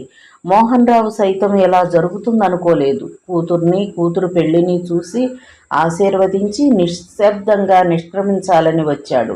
ఈ పెళ్లి అయిపోయాక మాధవిని కలిసి నా కూతుర్ని నాకిచ్చేయి, నాకింకేమీ అక్కర్లేదు అని చెబుదామనుకున్నాడు. కానీ ఆ సమయంలో జరిగింది మాత్రం మరొకటి. మోహన్ రావు చప్పున లేచి సత్యం దగ్గరికి వచ్చాడు. నీకేమైనా మతిపోయిందా సత్యం? ఇప్పుడు ఆ విషయం బయట పెట్టడం ఏమిటి?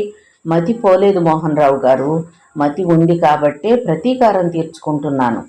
ఈ పెద్ద మనిషి జడ్జి రఘువీర్ గారు నీ కొడుక్కి నా పిల్లను చేసుకోవయ్యా అని నేను వెళ్ళి అడిగినప్పుడు నీ మర్యాద ఏమిటి, నీకున్న సంప్రదాయం ఏమిటి అని ఎత్తి పొడిచాడు. తెలుపు తెలుపుతో కలుస్తుంది కానీ తెలుపు నలుపుతో కలవదని వెక్కిరించాడు. ఇప్పుడు కోరి చేసుకుంటున్న ఈ పిల్ల తల్లిదండ్రులు ఎంత సంప్రదాయపరులో, వీళ్ళెంత మర్యాదస్తులో నేను ఇందరి పెద్దల ముందు బట్టబయలు చేస్తున్నాను. ఒకనాడు నన్ను అవమానించి పంపిన రఘువీర్ గారి నుండి సంజాయిషి కోరుతున్నాను. ఇప్పుడు చెప్పండి జడ్జి గారు, మీ కొడుకు కోరి చేసుకుంటున్న ఈ పిల్ల తండ్రి అనుకుంటున్నవాడు తండ్రి కాదు. ఆమె తల్లిని లేపుకొచ్చిన ఒక మదాంధుడు. 9 నెలల గర్భిణిగా ఉన్నప్పుడు లేచిపోయి వచ్చిన కులట ఈ పిల్ల తల్లి. కట్టుకున్న భార్యకు కన్న కూతురికి దూరమై అల్లాడుతున్న అభాగ్యుడు ఈయనే. చెప్పండి మోహన్ రావు గారు, నిర్భయంగా చెప్పండి. సుధాలహరి తండ్రి మీరన్నా నిజం చెప్పండి. ఏమని చెప్పను సత్యం? కన్న కూతుర్ని, ఆమె కళ్యాణాన్ని కళ్ళారా చూసి ఆశీర్వదించిపోవాలని వచ్చాను. ఆమె పెళ్లి చెడగొట్టడానికి రాలేదు. ఇంతవరకు నా భార్య దృష్టిలోనే నేను దుర్మార్గుణ్ణి. ఇప్పుడు కూతురు దృష్టిలోనూ కూతురు పెళ్లి చెడగొట్టిన దుష్టుణ్ణి అయిపోయాను కదయ్యా. విలపిస్తూ ముఖం మీద కండువా కప్పుకున్నాడు మోహన్ రావు. ఎంత పనిచేశావు డాడీ, పీటల మీద పెళ్లి చెడగొడతావా? నీకిదేం బుద్ధి? కిన్నెర కోపంగా అంది. పిచ్చి మహానివి, నువ్వు కూర్చోవలసిన పీటల మీద మరొకటి కూర్చుంటే గొప్ప త్యాగం చేస్తున్నానని నిన్ను నువ్వు మోసం చేసుకుని పెళ్లి పెద్దవి నువ్వు అయ్యావేమో గాని నా కూతురుతో పెళ్లి కావలసిన వాడితో మరొకదానికి పెళ్లి జరగనిస్తానా? ఈ పెళ్లి పెటాకులు చేయడమే నా ధ్యేయం అన్నాడు సత్యం. ఏనాటికైనా ఆయన కొడుక్కి కాళ్ళు కడిగి కన్యాదానం చెయ్యాల్సింది నేనేనమ్మా, ఇంకెవ్వరూ చేయడానికి వీల్లేదు. చెయ్యాలనుకుంటే ఇలాగే ఆ పెళ్లిని పెటాకులు చేస్తాను. చెప్పండి జడ్జి గారు, ముందు నా ప్రశ్నకు జవాబు చెప్పండి. మీదంతా తెలుపు కదా, ఈ నలుపును కలుపుకుంటే మీరు నలుపైపోతారు కదా. నలుపు కావటానికి సిద్ధమైనప్పుడు నా కూతుర్ని చేసుకోవడానికి మీకు అభ్యంతరం ఏమిటి? మోహన్ రావు కళ్యాణ మండపం దగ్గరకు పరిగెత్తుకు వచ్చి ఆవేశంగా రఘువీర్ చేతులు పట్టుకున్నాడు.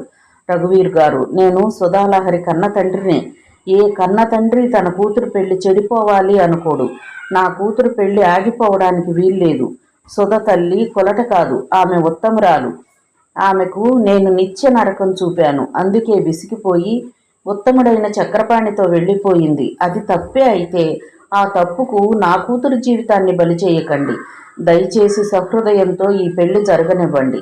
లేచిపోయిన భార్య ఉత్తమురాలు. చేసుకున్న వాడిని వదిలేసి మరొకటితో కాపురం చేయడం పాతివత్యం. ఓహో, ఏమి ఆదర్శ భర్తలండి! సత్యం కసితేరా పగలబడి నవ్వాడు. పెద్దవాళ్ల తప్పులకు పిల్లల్ని శిక్షించడం ఏ న్యాయమో చెప్పండి జడ్జి గారు. దయచేసి పీటల మీద పెళ్లి ఆపకండి ప్రాధేయపడ్డాడు మోహన్ రావు. ముహూర్తం టైం అయింది, జీలకర్ర బెల్లం పెట్టించమంటారా? పురోహితుడు వాచి చూసుకుంటూ అడిగాడు. రఘువీర్ తలెత్తి పిల్ల తండ్రి కేసి చూశాడు. తల్లిదండ్రులిద్దరూ ముఖాలు కిందికి వాలిపోయి ఉన్నాయి. ఈ భూమి ఇలాగే విచ్చుకుని అందులో పడిపోతే బావుండు అనుకున్నట్లుగా ఉంది వాళ్ళ వాలకం. కళ్ళు తిప్పి పెళ్లి కూతురు ముఖంలోకి చూశాడు. ఆమె బేలగా చూడడం లేదు, గాబరా పట్టడం లేదు. ఏం జరిగినా పర్వాలేదన్న స్థిర చిత్తం ఆ కళ్ళలో. ఆడపిల్ల అంత ధైర్యంగా ఉండటం ఆయనకు ఎంతగానో నచ్చింది. అందానికి తగిన వ్యక్తిత్వం ఉన్న పిల్ల, తన కొడుకు ఏరి కోరి చేసుకుంటున్న పిల్ల. తన కొడుకు మనసు గెలుచుకోవడంలోనే ఆమె వ్యక్తిత్వం వెల్లడవుతోంది. ఈ పెళ్లి ఆగిపోతే తన కొడుకు బాధపడతాడు. అది మామూలు బాధ కాదు, జీవితమే వృధా అనుకునేంత బాధ. వాడి జీవితంలో ఇక పెళ్లి అన్నదే తుడిచివేసుకున్నా ఆశ్చర్యం లేదు. అసలు తల్లిదండ్రులు చేసిన తప్పులకు పిల్లల్ని బలి చేయడం న్యాయం కాదు కదా. పెళ్లి జరిపించండి శాస్త్రి గారు, గంభీరంగా ఆదేశించాడు రఘువీర్. అమ్మా, జీలకర్ర బెల్లం ఎక్కడ పెట్టారో వధూవరుల చేతికివ్వండి. రెండూ కలిపి బాగా దంచారా లేదా? బాగా దంచకపోతే అది బాగా అతకదు తల మీద. వాడిపోయిన ముఖాలు నెమ్మదిగా పైకి లేచాయి. పరస్పరం జీలకర్ర బెల్లం తల మీద పెట్టుకున్నారు వధూవరులు. పురోహితుడు మంత్రాలు చదువుతూ ఉండగా ఏ క్షణంలో ఏ ఉప్పెన వస్తుందో అన్నట్లుగా చకచకా పెళ్లి తంతు కానిస్తున్నాడు పురోహితుడు. ముఖానికి పట్టిన చెమట తుడుచుకుంటూ కుర్చీలో కూర్చున్నాడు మోహన్ రావు. బోనులో పడిన పులిలా అటూ ఇటూ తిరుగుతున్నాడు సత్యం. ఎలా ఈ పెళ్లి చెడగొట్టాలి? అతనికి చటుక్కున గుర్తొచ్చాయి పెళ్లి కూతురు మెడలో 3 ముళ్ళు పడగానే కూతురు పంచిపెట్టాలనుకున్న ఫోటోలు. పెళ్లి జరిగిపోయాక షమ్మీని సాధించాలనుకుంటుంది తన కూతురు. పిచ్చి మొహం. ఇవన్నీ కావాలని తీయించిన ఫోటోలన్న నిజం బయటపడితే ఆలుమగలు ఒకటైపోతారు. అసలు వాళ్ళ ఆలుమగలు కాకుండా చూడటమే బాగుంటుంది. ఏ నాటికైనా షమ్మీని తన అల్లుణ్ణి చేసుకునే అవకాశం మిగిలుంటుంది. ఇంకెవరో కాళ్ళు కడిగి కన్యాదానం చేశాక మళ్ళీ ఆ కాళ్లను తాను కడగలేడు. ఏ అవాంతరం వచ్చినా ఈ పెళ్లి ఆపకండి శాస్త్రి గారు. ఈ పెళ్లి నిర్విఘ్నంగా జరిగితే మీకు మంచి బహుమానం ఇస్తాను. తండ్రి ఆలోచన కనిపెట్టినట్లుగా శాస్త్రి గారికి ఆశ పెట్టింది కిన్నెర. బాజాలు ఉత్సాహంగా మోగుతున్నాయి. పురోహితుడు గబగబా మంత్రాలు చదువుతున్నాడు. వధూవరులు పరస్పరం దండలు వేసుకోండి. ఒక్క క్షణం ఆగండి శాస్త్రి గారు అంటూ ముందు వరుసలోంచి ఒక ఆయన లేచొచ్చి అన్నాడు. రఘు, ఈ ఫోటోలు, ఈ రాతలు చూడు. అక్షతలు పంచినట్టుగా వీటిని పంచి పెడుతున్నారు. చూడు అందరూ ఎలా చూస్తున్నారో. ఆయన ఒక డాక్టర్. రఘువీర్కు ఫ్యామిలీ ఫ్రెండ్. సకుటుంబ సపరివారంగా పెళ్లికి విచ్చేసిన వాళ్లల్లో ఆయన కూడా ఒకడు. ఈ ఫోటోలు, ఈ రాతలు చూసేసరికి రఘువీరు తల గిర్రును తిరిగిపోయినట్లుగా అయింది. అందులో సుధాలహరితో పాటు మరొక యువకుడు, గాఢంగా ప్రేమించుకున్న ప్రేమికులన్నంత సన్నిహితంగా. అందులో లవ్ లెటర్స్ కూడా ఉన్నాయి. వాటిని బట్టి ఆ అమ్మాయి అతనితో చాలా క్లోజ్గా తిరిగిందని అర్థమవుతోంది. ఇలాంటి పిల్లని అర్ధోక్తిగా ఆపాడు డాక్టర్. ఎవరి కోసమో ఎవరో ఈ పెళ్లి ఆపడమే ప్రధాన ఉద్దేశంగా కనిపిస్తుంది. ఈ ఫోటోలు, ఉత్తరాలు విశ్వామిత్ర సృష్టి అని నా ఉద్దేశం అన్నాడు రఘువీర్. అయినా కొద్ది నిమిషాలు ఆపి నిజానిజాలు తెలుసుకుని చెయ్యొచ్చు కదా. నిజాలు ఇప్పటికిప్పుడు పెళ్లిపేటల మీద పెళ్లిని ఆపి తేల్చాల్సినవి కావు. నాకు తెలుసు, తన కూతుర్ని పెళ్లి చేసుకోలేదన్న కసితో సత్యం ఏదైనా చెయ్యగలడు దృఢంగా అన్నాడు రఘువీర్. మాంగళ్యం తంతునానేనా మమ జీవన హేతునా కంటే బద్నామి శుభకే త్వం జీవ శరతం శతం. బాజాలు జోరుగా మోగుతుండగా షమ్మీ లహరి మెడలో 3 ముళ్ళు వేశాడు. అతను 3 ముళ్ళు వేస్తుంటే జడ పైకి లేపి ఆ 3 ముళ్ళు సాఫీగా వేయటానికి సహకరించింది కిన్నెరే. జల్లుగా కురవాల్సిన అక్షతలకు బదులుగా అందరూ కలకలం చేస్తూ లేచి నిలబడ్డారు. అందరి చేతుల్లోనూ ఏవేవో ఫోటోలు. పెళ్లి నిర్విఘ్నంగా జరిపి కిన్నెర నుండి గొప్ప బహుమతి పొందబోతున్నానన్న ఉత్సాహంతో తలంబ్రాల కార్యక్రమం మొదలుపెట్టబోయాడు పురోహితుడు. దోసెల నిండా తలంబ్రాలు తీసుకున్నాడు షమ్మి, వధువు శిరస్సున పోయడానికి. తలంబ్రాలు తర్వాత పోసుకోవచ్చు కానీ ముందా కవర్ చూడండి లాయర్ గారు. కిన్నెర స్వరం విచిత్రంగా మారిపోవడం చూసి ఆశ్చర్యంగా తలెత్తాడు షమ్మి. ఏముందా కవర్లో? అదే చూడమంటున్నాను.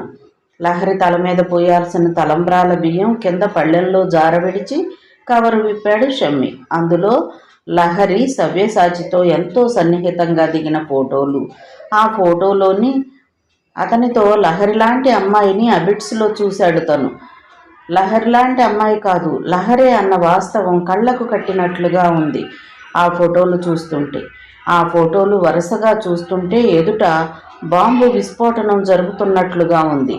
లహరి సవ్యసాచికి రాసినట్లుగా ఉన్న లెటర్ కూడా చదివాడు.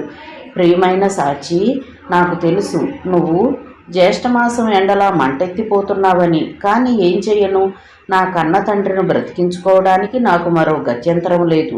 మా నాన్నగారికి కిడ్నీ ఆపరేషన్ జరగాలంటే పెద్ద మొత్తంలో డబ్బు కావాలి. ఆ డబ్బు కిన్నెర సర్దుతానన్నా తర్వాత ఆమెకి ఇచ్చివేయాల్సిందే కదా. ఆ డబ్బు కోసమే నన్ను ప్రేమిస్తున్నానని వెంటబడిన షమ్మీని వలచినట్టుగా నటించాల్సి వచ్చింది. చిన్నప్పటి నుండి డబ్బు లేకపోవటం ఎంత దుర్భరమో నాకు తెలుసు. డబ్బున్న వాడికి భార్యనైతే నాకు డబ్బు కొరత ఉండదని నా ఆశ. నా తండ్రి ఆరోగ్యం బాగు చేసుకోవచ్చు, నా తమ్ముణ్ణి బాగా చదివించుకోవచ్చు, నా చెల్లెలి పెళ్ళి నాలాగా ఉన్నత కుటుంబంలో చేయవచ్చు. నా వాళ్ల కోసం నా ప్రేమను త్యాగం చేయటానికి సిద్ధపడ్డాను సాచి. కానీ నా మనస్సులో ఎప్పటికీ నువ్వే ఉంటావు. ఏ నాటికైనా నా మనస్సు మాత్రం నీదే. దురదృష్టవశాత్తు నీది కాలేని నీ చెల్లి సుధ. చివ్వున తలెత్తి అగ్నిపర్వతం భళ్ళున బద్దలైనట్లుగా అడిగాడు షమ్మి. ఇది నువ్వే రాసావా? నీ రైటింగేనా ఇది? అవునన్నట్లుగా తల ఊపిందామె. ఆ కాగితం ఆ కవరు ఉండలా చుట్టి లహరి ముఖం మీద విసిరి కొట్టాడు. క్షణం క్రితం లహరి మెడలో కట్టిన మాంగల్యాలు తళతళలాడుతూ ఆమె గుండెల మీద పరిహసిస్తున్నట్లుగా కనిపించాయి. పిచ్చెక్కినట్లుగా అయింది షమ్మికి. విసురుగా వాటి మీద చెయ్యేసి లాగాడు. పసుపు తాడు మెడను కోసినట్టుగా బగ్గుమంది. అమ్మా అంటూ బాధతో అరిచింది. కళ్ళల్లో నీళ్లు సుళ్ళు తిరుగుతుంటే అప్రయత్నంగా ఆమె చెయ్యి షమ్మీ చేతిని పట్టుకుంది. పచ్చని పందిట్లో పసుపు తాడు తెంచకు బాబు, ఎక్కడో ఏదో కుట్ర జరిగినట్లుగా ఉంది. నా బిడ్డ అలాంటిది కాదు, విలవిల్లాడినట్లుగా అంది యశోద. నీ బిడ్డ అలాంటిది కాదు, నువ్వు అలాంటి దానివి కాదు. అందుకే నీకిద్దరు మగాళ్ళు, నీ బిడ్డకిద్దరు. ఒకడు అవసరాలు తీర్చడానికి, ఇంకొకడు సరదాలు తీర్చడానికి. ఛీ, మీదొక జన్మ. స్త్రీ జాతి అంటేనే అసహ్యం పుట్టేలా చేశారు. చేత్కారంతో లహరి మెడలో పసుపు తాడు తెంచేసి, ఇందాక లహరి అలంకరించిన పూలదండ కూడా తెంచేసి, ఆ పూల మీదే నిర్దాక్షిణ్యంగా నడుచుకుంటూ వెళ్ళిపోయాడు షమ్మి. వెళ్ళిపోతున్న కొడుకు చేయి పట్టుకుని ఆపాడు రఘువీర్. నిజానిజాలు తెలియకుండా ఒక అమ్మాయిని శిక్షించడం తగదురా. ఇప్పుడు నిజానిజాలు నా కళ్ళకు కట్టినట్లుగా కనిపిస్తున్నాయి నాన్నగారు. నిజంగా ప్రేమించుకున్న వాళ్ళు ఇలా ఫోటోగ్రాఫర్లను పిలిచి పోజులు ఇవ్వర్రా. కొంచెం నిదానంగా ఆలోచించు. దీని వెనుకున్నది మోసం, నెరజానతనం. సత్యం తన స్వార్థం కోసమే ఈ నిజాన్ని బట్టబయలు చేసినా అతను నాకు ఉపకారమే చేశాడు. ఒక కులడతో సంసారం చేసే దుర్గతి నాకు పట్టకుండా కాపాడాడు. ఈ విషయంలో అతడికి నేను రుణపడి ఉంటాను. కారెక్కి వెళ్ళిపోయాడు షమ్మి. రసవత్తరమైన సినిమా చూసి సినిమా మీద కామెంట్ చేస్తూ కదిలిపోయే ప్రేక్షకుల్లా వెళ్ళిపోయారు ఆహూతులు. హాలు బయట బర్రు బర్రున ఆటో శబ్దాలు, కార్ల శబ్దాలు. చివరికి రఘువీర్ కూడా భార్యతో నిస్సహాయంగా నిష్క్రమించాక కిన్నెర కూడా తన స్నేహ బృందంతో చల్లగా వెళ్ళిపోయింది. అక్కడ మిగిలింది లహరి, ఆమె కుటుంబం. చుట్టూ పరిహసిస్తున్నట్లుగా పడి ఉన్న ఫోటోలు, ప్రేమలేఖలు. బోన్లో నిలబడ్డ దోషిలా మోహన్ రావు. ఇలా జరుగుతుందని తెలిస్తే రాకపోదును కొనగసాగాడు.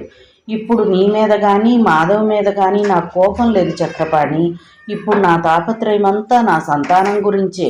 మాధవి నా దగ్గర నుండి వెళ్ళిపోయినప్పుడు నిండు గర్భిణి. ఆమెకు కొడుకో కూతురో పుట్టి ఉండాలి. నా సంతానం ఎక్కడ ఉన్నా వెతికి తెచ్చుకోవాలన్న తాపత్రయంతో ఒకరోజు సత్యానికి నా కథ చెప్పుకున్నాను. ఈ మధ్యనే సుధా సత్యం ఇంట్లో కనిపించి నాలో కలవరం రేపింది. సత్యానికి నా బాధ చెప్పుకున్నాను. నా కూతురు కానీ నా కొడుకు కానీ ఎక్కడ కనిపించినా వెదికి పెడతానని మాటిచ్చాడు సత్యం. అతనికి వివరాలన్నీ ఇచ్చాను. మొన్న సుధ పెళ్లి పత్రిక పంపి, సుధ మీ కూతురే, పెళ్లికి రండి అని కబురు పంపాడు. కన్న కూతురు పెళ్లి కళ్ళారా చూసి ఆశీర్వదించి నిశ్శబ్దంగా వెళ్ళిపోవాలనే వచ్చాను. తర్వాత నెమ్మదిగా సుధకి నా విషయం చెప్పి ఆమెను దగ్గరకు తీసుకోవాలనుకున్నాను. దుర్మార్గుడు నా ఆలోచనలన్నీ తల్లకిందులు చేశాడు. కుయుక్తితో పచ్చని పందిట్లో జరిగిన పెళ్లిని పెటాకులు చేశాడు. అతనికి చెప్పాల్సిన గుణపాఠం నేను చెప్పకపోను. అపరాధ భావంతో వంగిపోయిన తల ఎత్తలేకపోతున్నట్లుగా ఉన్న అమృతరావు గారు ఏం మాట్లాడలేదు. యశోద సరే సరి. భూప్రవేశం చేసే సీతలా ఉంది. కృంగిపోనిది లహరి ఒక్కటే. ఇదంతా ఒక నాటకం. నాటకంలో తన పాత్ర ముగిసిన ఫీలింగ్. తనిప్పుడు స్వేచ్ఛా విహంగం. ఎవ్వరికీ కనిపించని జైలు జీవితం ముగిసింది. ఏ అమ్మా నాన్నని దక్కించుకోవడం కోసం ఏ ఆడపిల్ల పెట్టనిది తాకట్టుగా పెట్టిందో, ఏ ఆడపిల్ల పొందకూడని కళంకాన్ని పొందిందో, ఆ అమ్మా నాన్నని ఇప్పుడు దక్కించుకోలేకపోతే తన శ్రమంతా వృధా. ఈ కొత్త తండ్రి గురించి అసలు ఆమెకు పట్టనే లేదు. ఆమెకు తెలిసిన తండ్రి ఒక్కడే, అతను అమృతరావు. ఎవరో కన్న బిడ్డను తన పెద్ద కూతురిగా పెంచి ప్రేమామృతాన్ని పంచి పేరును సార్థకపరుచుకున్న అమృత హృదయుడాయన. ఆ మహోన్నతుడి ముందు కోటీశ్వరుడైన ఈ మోహన్ రావు అల్పజీవి. ఇదంతా ఏమిటి సుధా? ఈ ఫోటోలు, ఈ ప్రేమలేఖలు నాకేమీ అర్థం కావడం లేదు అంది యశోద. ఇంకొక మాట సుధని అడిగావంటే నా మీద ఒట్టు యశోద. నీ కూతురు మీద నీకు నమ్మకం లేదా? అది ఎలాంటిదో నీకు తెలియదా? ఇదంతా ఆ సత్యం పన్నిన కుట్ర అని స్పష్టంగా కనిపిస్తుంటే నువ్వు సుధని అడిగి దాన్ని బాధ పెట్టడం ఏమిటి? ముందే అది బాధలో ఉంది అన్నారు రావుగారు. యశోద లే, ఉపవాసం ఉండి ఏం సాధిద్దామని? ఈ పాలు తీసుకో. ఇదిగో నేను కూడా ఈ గ్లాసులో తెచ్చుకున్నాను. నీ చేతిని అందుకున్నప్పటి నుండి సుఖం దుఃఖం ఏదైనా కలిసే పంచుకున్నాం. ఈరోజు నిన్ను విడిచి నేనొక్కడనే తాగలేను. నిన్నటి నుండి నోట్లో మంచినీళ్లు కూడా పోయకుండా చాప మీద పడి ఉన్న యశోద దిగ్గున లేచింది. ఇవ్వండి పాలు. మీరొక్కరూ ఎలా తాగుతారు? నిద్రలేని ఈ కళ్ళకి కంటి నిండా నిద్ర పడుతుంది కదా. కంటి నిండా నిద్ర పడుతుంది. ఎంత చెడ్డదైనా తల్లి ఉండాలంటారు పిల్లలు, కానీ నాకు తెలుసు నువ్వు వీళ్ల ముందు తలెత్తుకోలేవని. తలదించుకుని బతికే జీవితం నీకొద్దు. అందుకే నేను ఈ నిర్ణయానికి వచ్చాను అన్నారు రావుగారు. మీ నిర్ణయం ఏదైనా సరైన దారిలోనే ఉంటుందండి అంటూ ఆయన దగ్గర నుండి పాల గ్లాసు అందుకోబోయింది యశోద. ఎంత స్వార్థపరులు ఎప్పుడయ్యారు నాన్నగారు మీరు? నిన్నటి నుండి నేను, చెల్లెళ్ళు, తమ్ముడు ఏమీ తినలేదు. మాకు కడుపులో ఆకలిగా ఉంది. కళ్ళకి నిద్రలేమి. మాకు ఆకలి తీరాలి. మాకు కళ్ళ నిండా నిద్ర రావాలి. మాకు పంచివ్వండి ఆ పాలు. అమ్మకి మాత్రమే ఇచ్చి పిల్లల్ని ఉపవాసం పెట్టడానికి మీ మనసు ఎలా ఒప్పింది అంటూ తండ్రి చేతిలో గ్లాసు పట్టుకుంది లహరి. గిన్నెలో పాలున్నాయిగా అమ్మా, నువ్వు, చెల్లి, తమ్ముడు తాగండి. ఇవి అమ్మకి నాకు అని తెచ్చాను. గిన్నెలో పాలు ఆకలి తీరదు, నిద్ర రాదు. మాకు ఈ పాలే కావాలి అంది లహరి. ఏం చెబుతుంది యశోద? చెర నుండి తప్పించుకుపోతున్న దొంగను హఠాత్తుగా పోలీసులు పట్టుకున్నట్టుగా ఉంది. ఇద్దరు గ్లాసులు కింద పెట్టి లహరి వంక నిస్సహాయంగా చూడసాగారు. లహరి ఆ గ్లాసులను అందుకుని కిటికీలోంచి ఆవలికి పారపోసింది. మీరు వెళ్ళిపోవాలని అనుకుంటే మీ పిల్లల్ని కూడా మీ వెంట తీసుకెళ్ళండి నాన్నగారు. మమ్మల్ని అనాథలుగా ఈ ప్రపంచంలో వదిలిపెట్టి మీరు మాత్రం చెట్టపట్టాలు వేసుకుని వెళ్ళిపోవడం మీకు ధర్మమా? మీకు ఒకరి మీద ఒకరికి ప్రేమ మీ పిల్లల మీద లేదా? అన్యాయం కదూ అంది లహరి. మీరింకా పసి మొగ్గలు తల్లి. ఈ మొగ్గల్ని ఎలా తుంచాలో చేతులు రాక, అంతేగాని మిమ్మల్ని అనాథలు చెయ్యాలని కాదు. దుఃఖంతో మాట పెగలటం కష్టంగా ఉంది ఆయనకి. మాకు జీవించే దారి మూసుకుపోయిందమ్మా. తప్పు చేస్తున్న ఆ రోజే అనుకున్నాం ఆ తప్పుకు శిక్ష ఏనాటికైనా అనుభవించక తప్పదని. విధి 25 ఏళ్లు ఆగి శిక్షించింది. విధి విధించిన శిక్ష కాదిది. మీకు మీరు విధించుకుంటున్న శిక్ష ఇది. తప్పు చేశామన్న ఫీలింగ్తో విధించుకుంటున్న శిక్ష. నిజానికి మీరు ఏ తప్పు చేయలేదు. దుర్మార్గుడైన భర్తతో వేగలేక ఆత్మహత్య చేసుకోబోయిన స్త్రీకి ప్రాణదానం చేసి ఆమె మాతృమూర్తిగా ఉత్తమ ఇల్లాలుగా జీవించే అవకాశాన్ని కల్పించిన మీరు ఎంతో ఉన్నతులు నాన్నగారు. మిమ్మల్ని నా తండ్రి అని చెప్పుకోవడానికి గర్వపడతాను. మీ రక్తం నాలో లేకపోవచ్చు, కానీ మీ భావాల్ని ఆదర్శాలని పంచుకున్నాను. దేహబాంధవ్యం కంటే ఆత్మబాంధవ్యం బలీయమైనది కదా నాన్నగారు. నా తల మీద చెయ్యేసి చెప్పండి నాన్నగారు, ఇంకెప్పుడు మీరిద్దరూ ఆత్మహత్యా ప్రయత్నం చెయ్యబోమని. కానీ ఎంత జరిగాక మేము ఎలా బ్రతకడం ఎలాగో తెలియడం లేదమ్మా అన్నారు. ఏమీ జరగలేదు, కేవలం అదొక దుస్వప్నం అని మనసును మభ్యపెట్టుకోమంటావు. మభ్యపెట్టుకోవడం కాదు, మనసుకు ధైర్యం చెప్పుకోవడం అంది లహరి. ఏది జరగకూడదనుకున్నానో అది జరిగింది. పెళ్లి పందిట్లో అందరి సమక్షంలో అందరూ జిగుప్సగా చీకొట్టేలా జరిగింది. ఎలా చెప్పుకోనమ్మా మనసుకు ధైర్యం? బేలగా అన్నారు. జీవించడం నేర్పిన మీరు జీవించలేరా? అప్పుడు యువకుణ్ణి, వేడి రక్తం, ప్రపంచాన్ని ధిక్కరించే ధైర్యం ఉంది. ఇప్పుడు వయసు మీద పడిన వాడిని, సంసార భారంతో కుంగిపోయిన వాడిని. అసలు మనసుకు వయసు ఎక్కడిది? అది నిత్య యవ్వనం కాదా అంది లహరి. మనసుకు నిత్య యవ్వనం ఎప్పుడుంటుందో తెలుసా? మనిషికి సుఖశాంతులు సంపూర్ణంగా ఉన్నప్పుడు, సమస్యలు ఏవీ లేనప్పుడు. మీ సమస్యలు పంచుకోవడానికి మీకు భార్య, 3 పిల్లలు ఉన్నారు నాన్నగారు. కానీ ఈ పిల్లలకు సంజాయిషి చెప్పుకోకముందే వెళ్ళిపోదామనుకుంటే కాళ్లకు బంధాలు వేసావు కదమ్మా ఏడవసాగింది యశోద. నీ పిల్లలు నిన్ను సంజాయిషి అడిగేంత తప్పు పనేమీ నువ్వు చేయలేదమ్మా. దుర్మార్గుడైన భర్త నుండి పారిపోయి వచ్చి నువ్వు కోరుకున్న స్వర్గాన్ని సృష్టించుకున్నావు. కన్నేళ్లకే నీ జీవితాన్ని ఆహుతి కానివ్వలేదు. నిస్సహాయంగా మగ్గిపోయే మహిళలకు నీ జీవితం ఆదర్శం కావాలి. భర్త నుండి పారిపోయి మరొకరితో జీవించటం ఎవ్వరికి ఆదర్శం కాకూడదమ్మా. భర్త ఎన్ని చిత్రహింసలు పెట్టినా, తిట్టి కొట్టి హీనంగా చూసినా అతని పడగనీడలోనే జీవితం అంతం చేసుకోవడం పాతివ్రత్యం అంటారేమో కానీ అది ఎవ్వరికీ ఆదర్శం కాకూడదమ్మా. పాతివ్రత్యం కాదది, అదొక బలహీనత. ఆ బలహీనతను జయించి తనకి ఓ మనసుందని, ఈ జీవితం నాది అని చెప్పగల ధైర్యం ఈనాటి ఆడవాళ్లకు ఎంతో అవసరం. నీ గతం చూసి నువ్వు సిగ్గుపడాల్సిందేమీ లేదు. నీది తప్పటడుగు అని నేను అనుకోవడం లేదు. లహరి 2 చేతులు అందుకుని తన ఒడిలో పెట్టుకుంది యశోద. అగాధంలోకి జారిపోతున్న వాళ్ళకి ఏదో ఆధారం దొరికినట్లుగా ధైర్యం. నా గతం తెలిస్తే నా పిల్లలు ఎంత అసహ్యించుకుంటారోనని భయపడ్డాను. నా భయం నిరాధారమని చెప్పి జీవితం పట్ల నాకు మళ్ళీ ఆశ చిగురించేలా చేశావు. నాకు మళ్ళీ పునర్జన్మనిచ్చావు సుధా. నాకిచ్చిన మాట తప్పరుగా. నేను కిన్నెర దగ్గరకు వెళ్ళి వస్తాను. నాన్న కిడ్నీ ఆపరేషన్కు డబ్బు సాయం చేస్తానంది. ఆ పిల్లది ఉదార హృదయం, ఇస్తుంది. కానీ మనం మళ్ళీ తీర్చే దారి చూసుకోవాలిగా. కాకిలా కలకాలం జీవించాలని నాకేం లేదు. ఈ ప్రపంచంలో నేనుండి చెయ్యాల్సిన మహత్కార్యాలు కూడా ఏమీ లేవు కదమ్మా అన్నారు రావుగారు. మీ పిల్లల్ని అనాథల్ని చెయ్యకుండా మీ పిల్లల్ని మీరు చూసుకోవడం కూడా మహత్కార్యమేనా అన్నగారు అంది లహరి.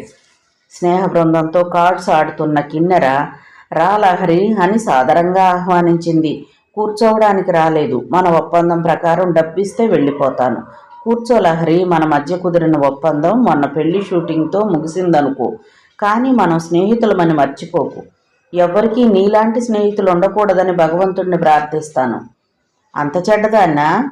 జవాబు చెప్పడం ఇష్టం లేనట్లుగా మొహం పక్కకు తిప్పుకుంది. నువ్వనుకున్నట్టు నేను చెడ్డదాన్ని కాదు. కార్యసాధనకు నిన్నొక ఆయుధంగా ఎంచుకున్నానే గాని నువ్వంటే నాకు ప్రత్యేకంగా ద్వేషమేం లేదు. నువ్వు నాటకంలో మాయలేడిగా నటించావు. దానికి ప్రతిఫలంగా నేను డబ్బిస్తున్నాను. దానితో నువ్వు నీ తండ్రిని బ్రతికించుకుంటున్న విషయం మరవకు. మనకు ముందున్న స్నేహం ఇప్పుడు ఉంటుంది. మన మధ్య ఉన్న రహస్యం నీ గుండెలో నిక్షిప్తం చేసుకున్నంత వరకు మన స్నేహం చెక్కు చెదరకుండా ఉంటుంది అంది కిన్నెర. చాలా అద్భుతమైన తెలివితేటలున్న దానివి కిన్నెర. ఒక మగవాడి మీద కక్ష సాధించటానికి ఎంత నాటకం, ఇంత భారీగా పెళ్లి సెట్టింగ్. గతంలో దెబ్బతిన్న ఏ ప్రియురాలు ఇంత హీనంగా ప్రవర్తించి ఉండదని నా నమ్మకం అంది లహరి. కోపం వచ్చేసింది కిన్నెరకు. నటించినందుకు డబ్బు తీసుకెళ్లడం వరకే నీ వంతు. నన్ను విమర్శించే హక్కు నీకు లేదు. ఎక్కువ మాట్లాడావంటే ఆ డబ్బు కూడా ఇవ్వను. ఏమనుకున్నావు?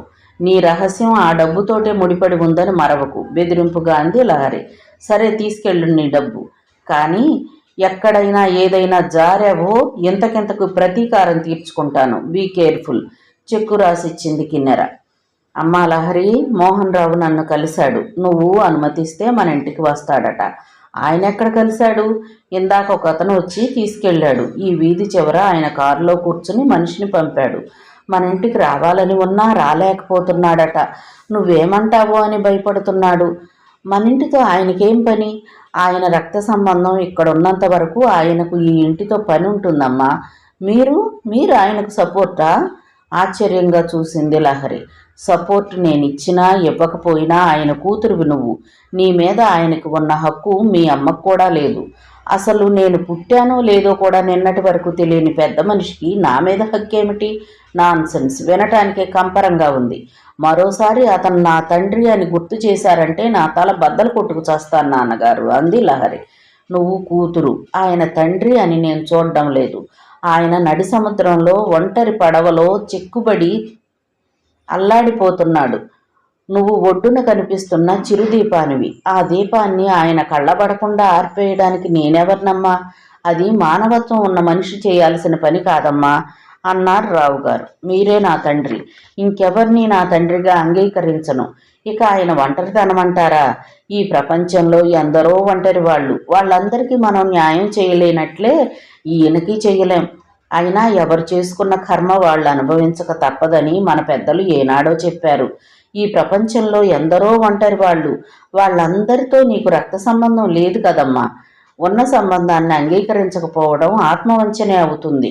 లేనిది ఉందనుకోవడం ఎంత తప్పో ఉన్నదాన్ని లేదనుకోవడం కూడా అంతే తప్పు. నీకు నాకు ఉన్న సంబంధం రక్త సంబంధం కాదు, అతనికి నీకు ఉన్న సంబంధం రక్త సంబంధం అన్నారు రావుగారు. మీరు మరోసారి ఈ రక్త సంబంధం సంగతి నా దగ్గర ఎత్తారా? లహరి పిచ్చి పట్టిన దానిలా ఆయన ముందు తల నేలకేసి బలంగా కొట్టుకోసాగింది. రావుగారు చప్పున కింద పడి ఆమె తలను 2 చేతులతో అదిమి తన ఒడిలోకి తీసుకున్నారు. అతడిని తండ్రిగా అంగీకరించటం అంగీకరించకపోవడం పూర్తిగా నీకు సంబంధించిన విషయం తల్లి. నేనిక కల్పించుకోను, సరేనా? అతను కారు దగ్గరికి పిలిపించి నా చేతులు పట్టుకుని ఏడిస్తే బాధ అనిపించింది. ఆ రాత్రి యశోదతో అన్నారు రావుగారు. కన్న తండ్రి పట్ల ఎంత కాఠిన్యం పనికిరాదని నువ్వైనా చెప్పు నీ పెద్ద కూతురికి. మీరేమిటి చిత్రంగా మారిపోయారు?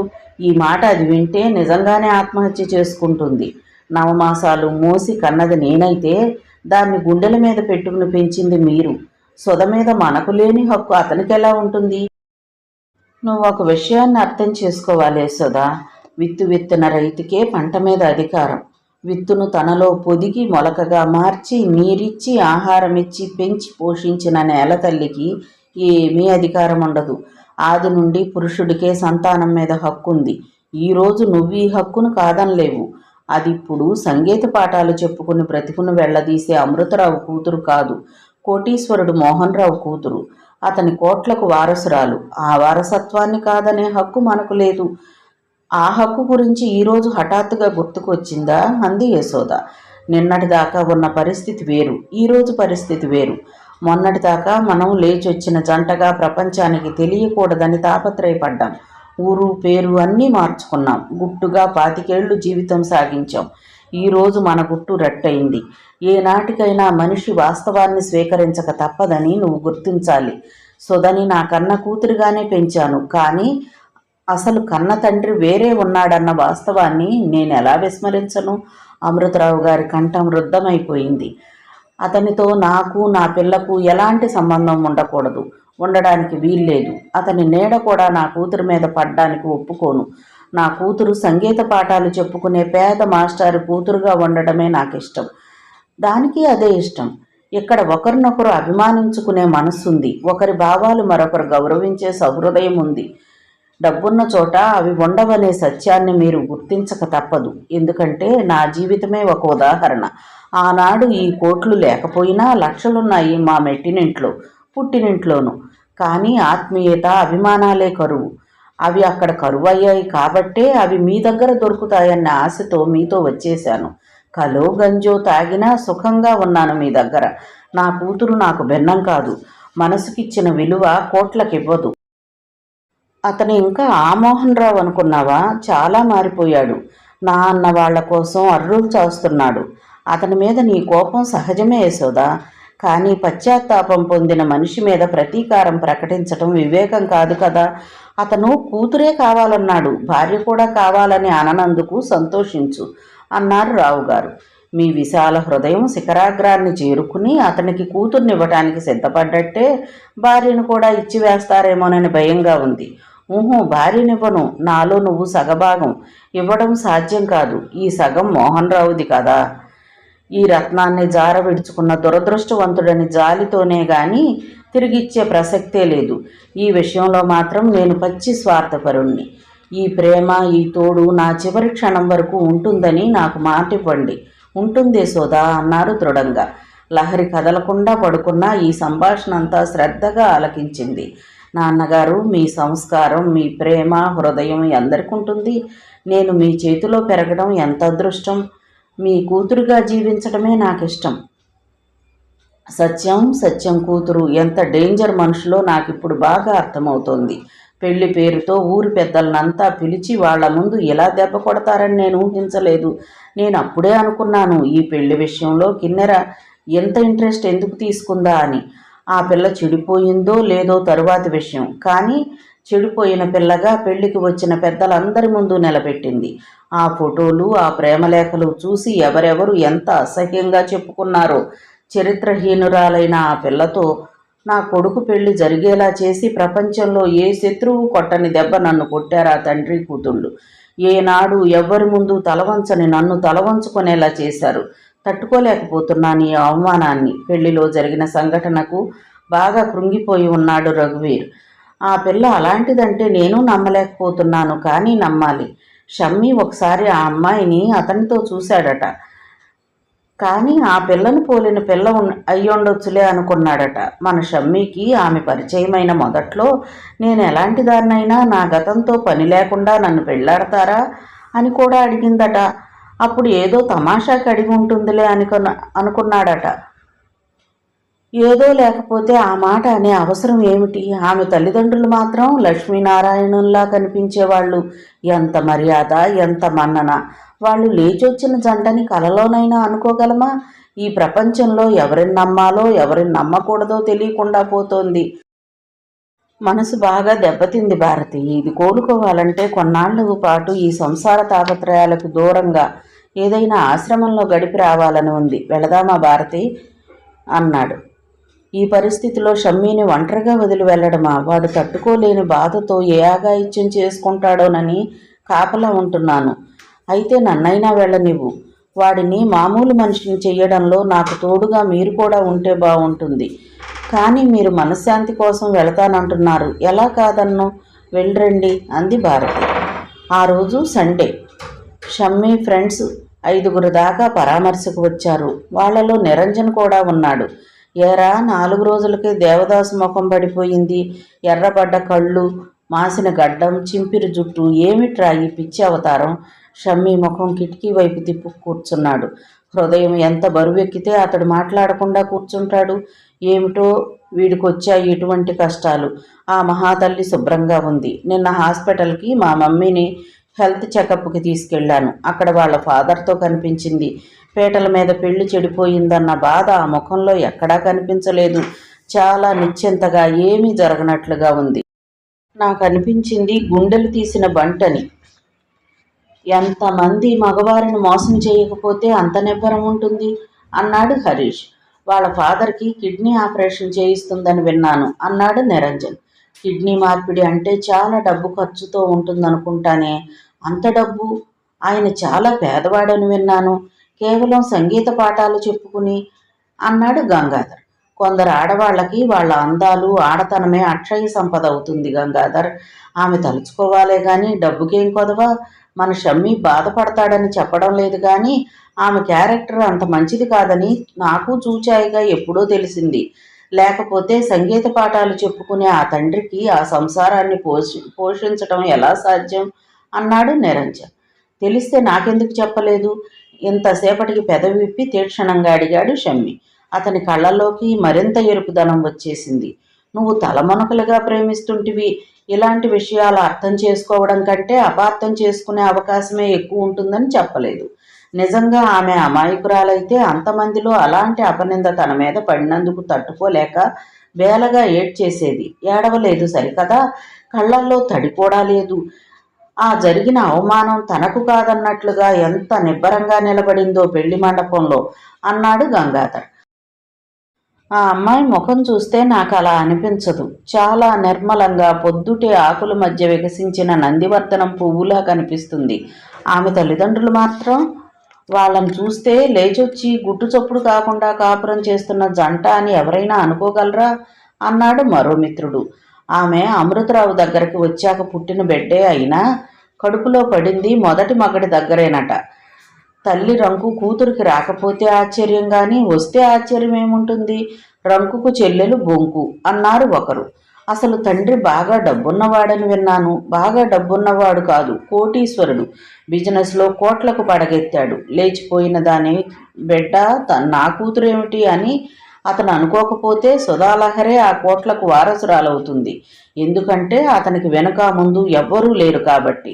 సుధ తల్లి వెళ్ళిపోయాక రెండో వివాహం చేసుకుంటే ఆవిడ కారు యాక్సిడెంట్లో పోయిందట చెప్పాడు నిరంజన్. ఓ, ఎంత లక్కీ ఆ పిల్ల!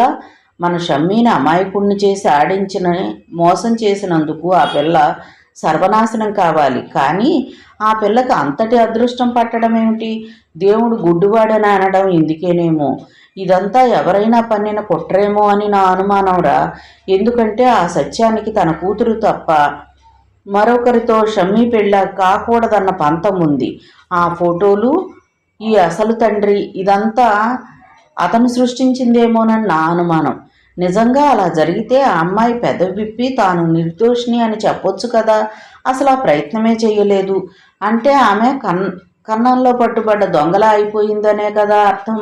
వినలేకపోతున్నట్లుగా తల 2 చేతులతో పట్టుకున్నాడు షమ్మి. మీరంతా నన్ను వేధించి చంపడానికి వచ్చారా అన్నాడు. అదేమిట్రా, నీ బాధ పంచుకోవాలని వచ్చాం గాని నిష్ఠూరం ధ్వనించింది నిరంజన్ కంఠంలో. ఈ బాధ ఎవ్వరికీ పంచేది కాదు. గుడ్డిగా ప్రేమించిన తప్పుకు ఈ బాధ నేను అనుభవించాల్సిందే అన్నాడు షమ్మి. బాధల్ని పంచుకునేదే అసలైన స్నేహంరా. నీ చుట్టూ ఒక ఒంటరి ద్వీపాన్ని నిర్మించుకుని బాధ అనే భూతాన్ని తోడు తెచ్చుకుంటుంటే మేము చూస్తూ ఊరుకుంటే స్నేహితులం ఎలా అవుతాం? మన స్నేహానికి అర్థం ఏముంటుంది? పద అలా తిరిగొద్దాం. ప్లీజ్ నన్ను ఇలా వదలండిరా. నాకెక్కడికి రావాలని లేదు, దయచేసి విసిగించవద్దు అంటూ చేతులు జోడించాడు షమ్మి. 2 రోజుల తర్వాత మళ్ళీ తయారైంది స్నేహ బృందం. ఈరోజు రాజు ఇంట్లో వాళ్ళ బాబు బర్త్డే పార్టీ ఉంది. పార్టీకి నిన్ను తప్పక తీసుకురమ్మన్నాడు. రాజు ఫోన్ చేసి నీకు చెప్పాడటగా. చెప్పాడు, కానీ నాకెక్కడికి రావాలని లేదు. వీడిని ఇలా వదిలిపెడితే లాభం లేదు. మోసుకెళ్ళి కారులో పడేయంట్రా నిరంజన్ జబర్దస్త్గా అన్నాడు. ఒకడు ప్యాంటు తెచ్చి చక్చకా తొడిగేస్తే మరొకడు షర్ట్ తొడిగి టక్ చేశాడు. నిరంజన్ చక్కగా క్రాఫ్ దువ్వాడు. వాళ్ళ చేతుల్లో బొమ్మగా కాక తప్పలేదు షమ్మికి. స్నేహభావంతో చేస్తున్న వారి బలవంతాన్ని ప్రతిఘటించడానికి అశక్తుడయ్యాడు. హై లెవెల్ వాళ్ళ పార్టీ అనగానే సహజంగానే మందు చోటు చేసుకుంటుంది. ఇంకా లెవెల్ పెరిగితే మగువు కూడా చోటు చేసుకుంటుంది. ఎన్నోసార్లు ఈ మందు పార్టీ నుండి తప్పించుకున్నా ఈరోజు తప్పించుకోలేకపోయాడు షమ్మి. నీ బాధను మరిపించే దివ్యౌషధం రా, ఈరోజు తప్పకుండా సేవించాలి అని బలవంతంగా తాగించారు. ఒకసారి రుచి చూస్తే మందుకు దాసులు కాని వారెవరు? అది మనసు మీద చేసే మాయాజాలం. అసలే ఆత్మవిశ్వాసం చెదిరి అల్లకల్లోల సాగరంలాగి ఉక్కిరి బిక్కిరి అవుతున్నవారు ఇంకా తేలిగ్గా లొంగిపోతారు. ఆ పరిస్థితుల్లో షమ్మి బ్యాలెన్స్ తప్పడానికి ఎంతోసేపు పట్టలేదు. ఏదో ఇంద్రలోకానికో చంద్రలోకానికో కొత్త ద్వారం తెరుచుకున్నట్లుగా ఉంది.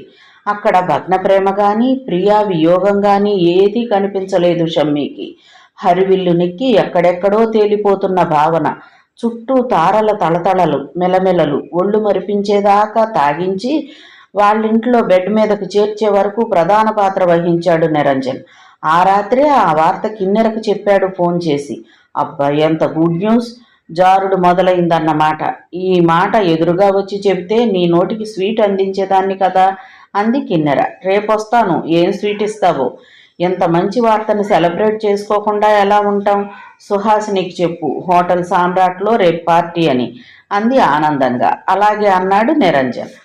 రాత్రి 10 అయి ఉంటుంది. నిరంజన్ షమ్మిని ఇంటిలో దిగబెట్టినప్పుడు షమ్మి కోసం భోజనం చేయకుండా కూర్చున్న భారతి నిరంజన్ చెయ్యి పట్టుకుని నడిపించుకు వస్తున్న కొడుకును చూసింది. నిరంజన్ షమ్మిని అతని గదిలో బెడ్ మీదకి చేర్చి వెనుదిరుగుతుంటే భారతి కంగారుగా గదిలోకి వచ్చింది. ఏమైంది వాడికి? ఎందుకు పట్టుకొచ్చావు? తల తిరుగుతున్నట్లుగా ఉందంటేను గొణిగినట్లుగా అని చల్లగా జారుకున్నాడు నిరంజన్. ఏమైందిరా? ఆవిడ మంచం మీద అస్తవ్యస్తంగా పడుకున్న కొడుకును గాబరాగా కదిపింది. మంచం మీద కూర్చుని అతని తలను ఒళ్ళోకి తీసుకుంటుంటే గుప్పున వాసన కొట్టి తుళ్ళిపడింది. ఏంరా, తాగావా? మనసు బాగాలేక? ఇప్పుడు బాగుపడిందా మనసు? మందు మొదలుపెట్టింది ఇప్పుడే కదమ్మా, క్రమంగా బాగుపడుతుందని నమ్మకం నాకు. బెస్ట్ ఫ్రెండ్ అంటే నిరంజనే. నా బాధకు సరైన మందిచ్చి నన్ను ఆదుకున్నాడు. ఏదో కలగంటున్నట్లుగా మాట్లాడుతుంది అతని ధోరణి. ఇప్పుడు అతనితో వాదించాలనిపించలేదు భారతికి. ఎందుకంటే తాగిన మైకంలో ఉన్నవాడికి జ్ఞానోపదేశం చేయడం అంత తెలివి తక్కువతనం మరొకటి లేదని ఆమెకు తెలుసు. భోంచేసావా అడిగింది. తల ఊపాడు. పద, ఇద్దరం కలిసి తిందాం. నీకోసం నేను కూడా తినకుండా కూర్చున్నాను. కడుపులో తిప్పుతున్నట్లుగా ఉంది. నన్ను బాత్రూంకి తీసుకెళ్ళమ్మా. చిన్నపిల్లాడిగా మాట్లాడుతుంటే ఆమె ఏం చేయాలో తెలియక కళ్ళల్లో నీళ్లు తిరిగాయి. ఆడదాని ప్రేమ కొందరికి అమృతమవుతుంది, కొందరికి విషమవుతుంది. సుధాలహరి ప్రేమ తన కొడుకు జీవితంలో విషాన్ని గుమ్మరించింది. ఆ బాధతో వెలవెల్లాడుతున్నాడు, తట్టుకోలేకపోతున్నాడు. బాత్రూంలో వాంతి చేసుకొని కళ్ళల్లో నీళ్లతో ఆయాసపడిపోతున్న కొడుకును చూసి ఆమె బాధ రెట్టింపైంది. ప్రేమ వైఫల్యం మనిషిని ఎంత అధోగతికి ఈడుస్తుందా? ఆత్మస్థైర్యం సడలి తను ఎటుపోతున్నది కూడా తెలియకుండా పోతుందా? పతనం మొదటి మెట్టు మీద కాలు పెట్టిన కొడుకుని ఎలా కాపాడుకోవాలో తెలియలేదు భారతికి. షమ్మీకి కొంచెం పెరుగన్నం బలవంతంగా తినిపించి పడుకోబెట్టి నిరంజన్కు ఫోన్ చేసింది. నిద్రలో ఉన్నట్టున్నాడు. చాలాసేపటికి ఫోన్ ఎత్తి హలో అన్నాడు నిరంజన్. నువ్వు మా షమ్మీకి స్నేహితుడు అని చెప్పుకోవడానికి సిగ్గుగా ఉంది నిరంజన్. చెడిపోతున్న వాళ్ళని బాగుపరచడం స్నేహధర్మం. నువ్వు నిక్షేపంగా ఉన్నవాడిని చెడగొడుతున్నావంటే ఏమనుకోవాలి? కంగు తిన్నాడు నిరంజన్. నేనేం చేశాను ఆంటీ? షమ్మీకి తాగించావు, చాలదా? రిలీఫ్గా ఓ నిట్టూర్పు విడిచాడు. మై గాడ్, అంతే కదా, ఏం చేశానా అని అడిలిపోయాను. షమ్మీ డ్రింక్ చేశాడనా? ఈ రోజుల్లో దాన్ని ఈజీగా తీసుకోవాలంటే ఒక్కసారి మర్యాదకి సిప్ చేయగానే షమ్మీ తాగుపోతైపోయినట్లేనా? నేనైనా పార్టీలో మర్యాదకు పుచ్చుకుంటాను, అది అలవాటుగా మార్చుకోలేదు. మానసికంగా షమ్మి నాకంటే బలవంతుడు. నాకు కాని అలవాటు అతనికి అవుతుందనుకోను. Take it easy aunty. Shammi ఉన్న పరిస్థితి ఏంటో నీకు తెలుసు. దేవదాస్ తాగుబోతుగా మారింది ఇలాంటి పరిస్థితిలోనే. దేవదాస్కి నీలాంటి స్నేహితుడే తాగుడు అలవాటు చేశాడు, ఉద్రేకంగా అంది భారతి. అది నవల ఆంటీ. మహానుభావులైన ఆ రచయితలు జీవితాలని చూసే నవలలు రాశారు నిరంజన్. ఇంకెప్పుడైనా షమ్మి తాగినట్టు నాకు తెలిసిందా, ముందు నిన్ను నీ స్నేహితుల్ని పని పడతాను. నన్నంటావేంటాంటీ? షమ్మి చిన్నపిల్లాళ్ళ నేను నేర్పితే నేర్చుకోవడానికి నాకు మాత్రం నా స్నేహితుడు చెడిపోవాలని కోరిక. నన్ను మీరు అపార్థం చేసుకున్నారని చెప్పక తప్పదా ఆంటీ? పార్టీలో కేవలం మర్యాద కోసం. ఇక అతనితో వాదించాలనిపించలేదు భారతికి. విసుగ్గా ఫోన్ పెట్టేసింది. ఇటు విచలితుడైన కొడుకు జారుడు మెట్ల మీద, అటు అవమానంతో కృంగిపోతున్న భర్త. పీటల మీద పెళ్లి పెటాకులై ఒక లేచొచ్చిన దాని కూతుర్ని తన కొడుకు ప్రేమించి పెళ్లాడడం, పెళ్లి మండపంలో తల్లి రంకు పిల్ల రంకు బట్టబయలు కావడం. తలుచుకున్న కొద్దీ ఏ క్షణంలో ఈ సంసార నావ తల్లకిందులవుతుందోనని గుబులుగా ఉంది భారతికి. 25 ఏళ్ల వైవాహిక జీవితంలో పంచుకున్నదంతా ఆనందమే. ఏనాడు ఏదీ సమస్య కాలేదు. తీరికగా సంఘసేవ చేసేది. ఇప్పుడొచ్చింది గడ్డు సమస్య. ఈ ఇల్లు మళ్ళీ వెనుకట్లా ఆనందధామంగా మారాలంటే కొడుకును భర్తను తిరిగి మామూలు మనుషులుగా చేసుకోవాలి. ప్రస్తుతం తన ఇంటిని దిద్దుకోవడమే సంఘసేవ. మిగతా కథ తర్వాతి భాగంలో చూద్దామండి. కథ విన్నందుకు ధన్యవాదాలు. ఈ నవల మీకు నచ్చితే ఒక లైక్ చేయండి, షేర్ చేయండి, మా ఛానల్ని సబ్స్క్రైబ్ చేసుకోండి, మమ్మల్ని సపోర్ట్ చేయండి. మీరు ఇచ్చే ఒక్క లైక్ మాకు మా ఛానల్కి ఎంతో సపోర్ట్ని ఇస్తుందండి. Thank you. ఉంటానండి.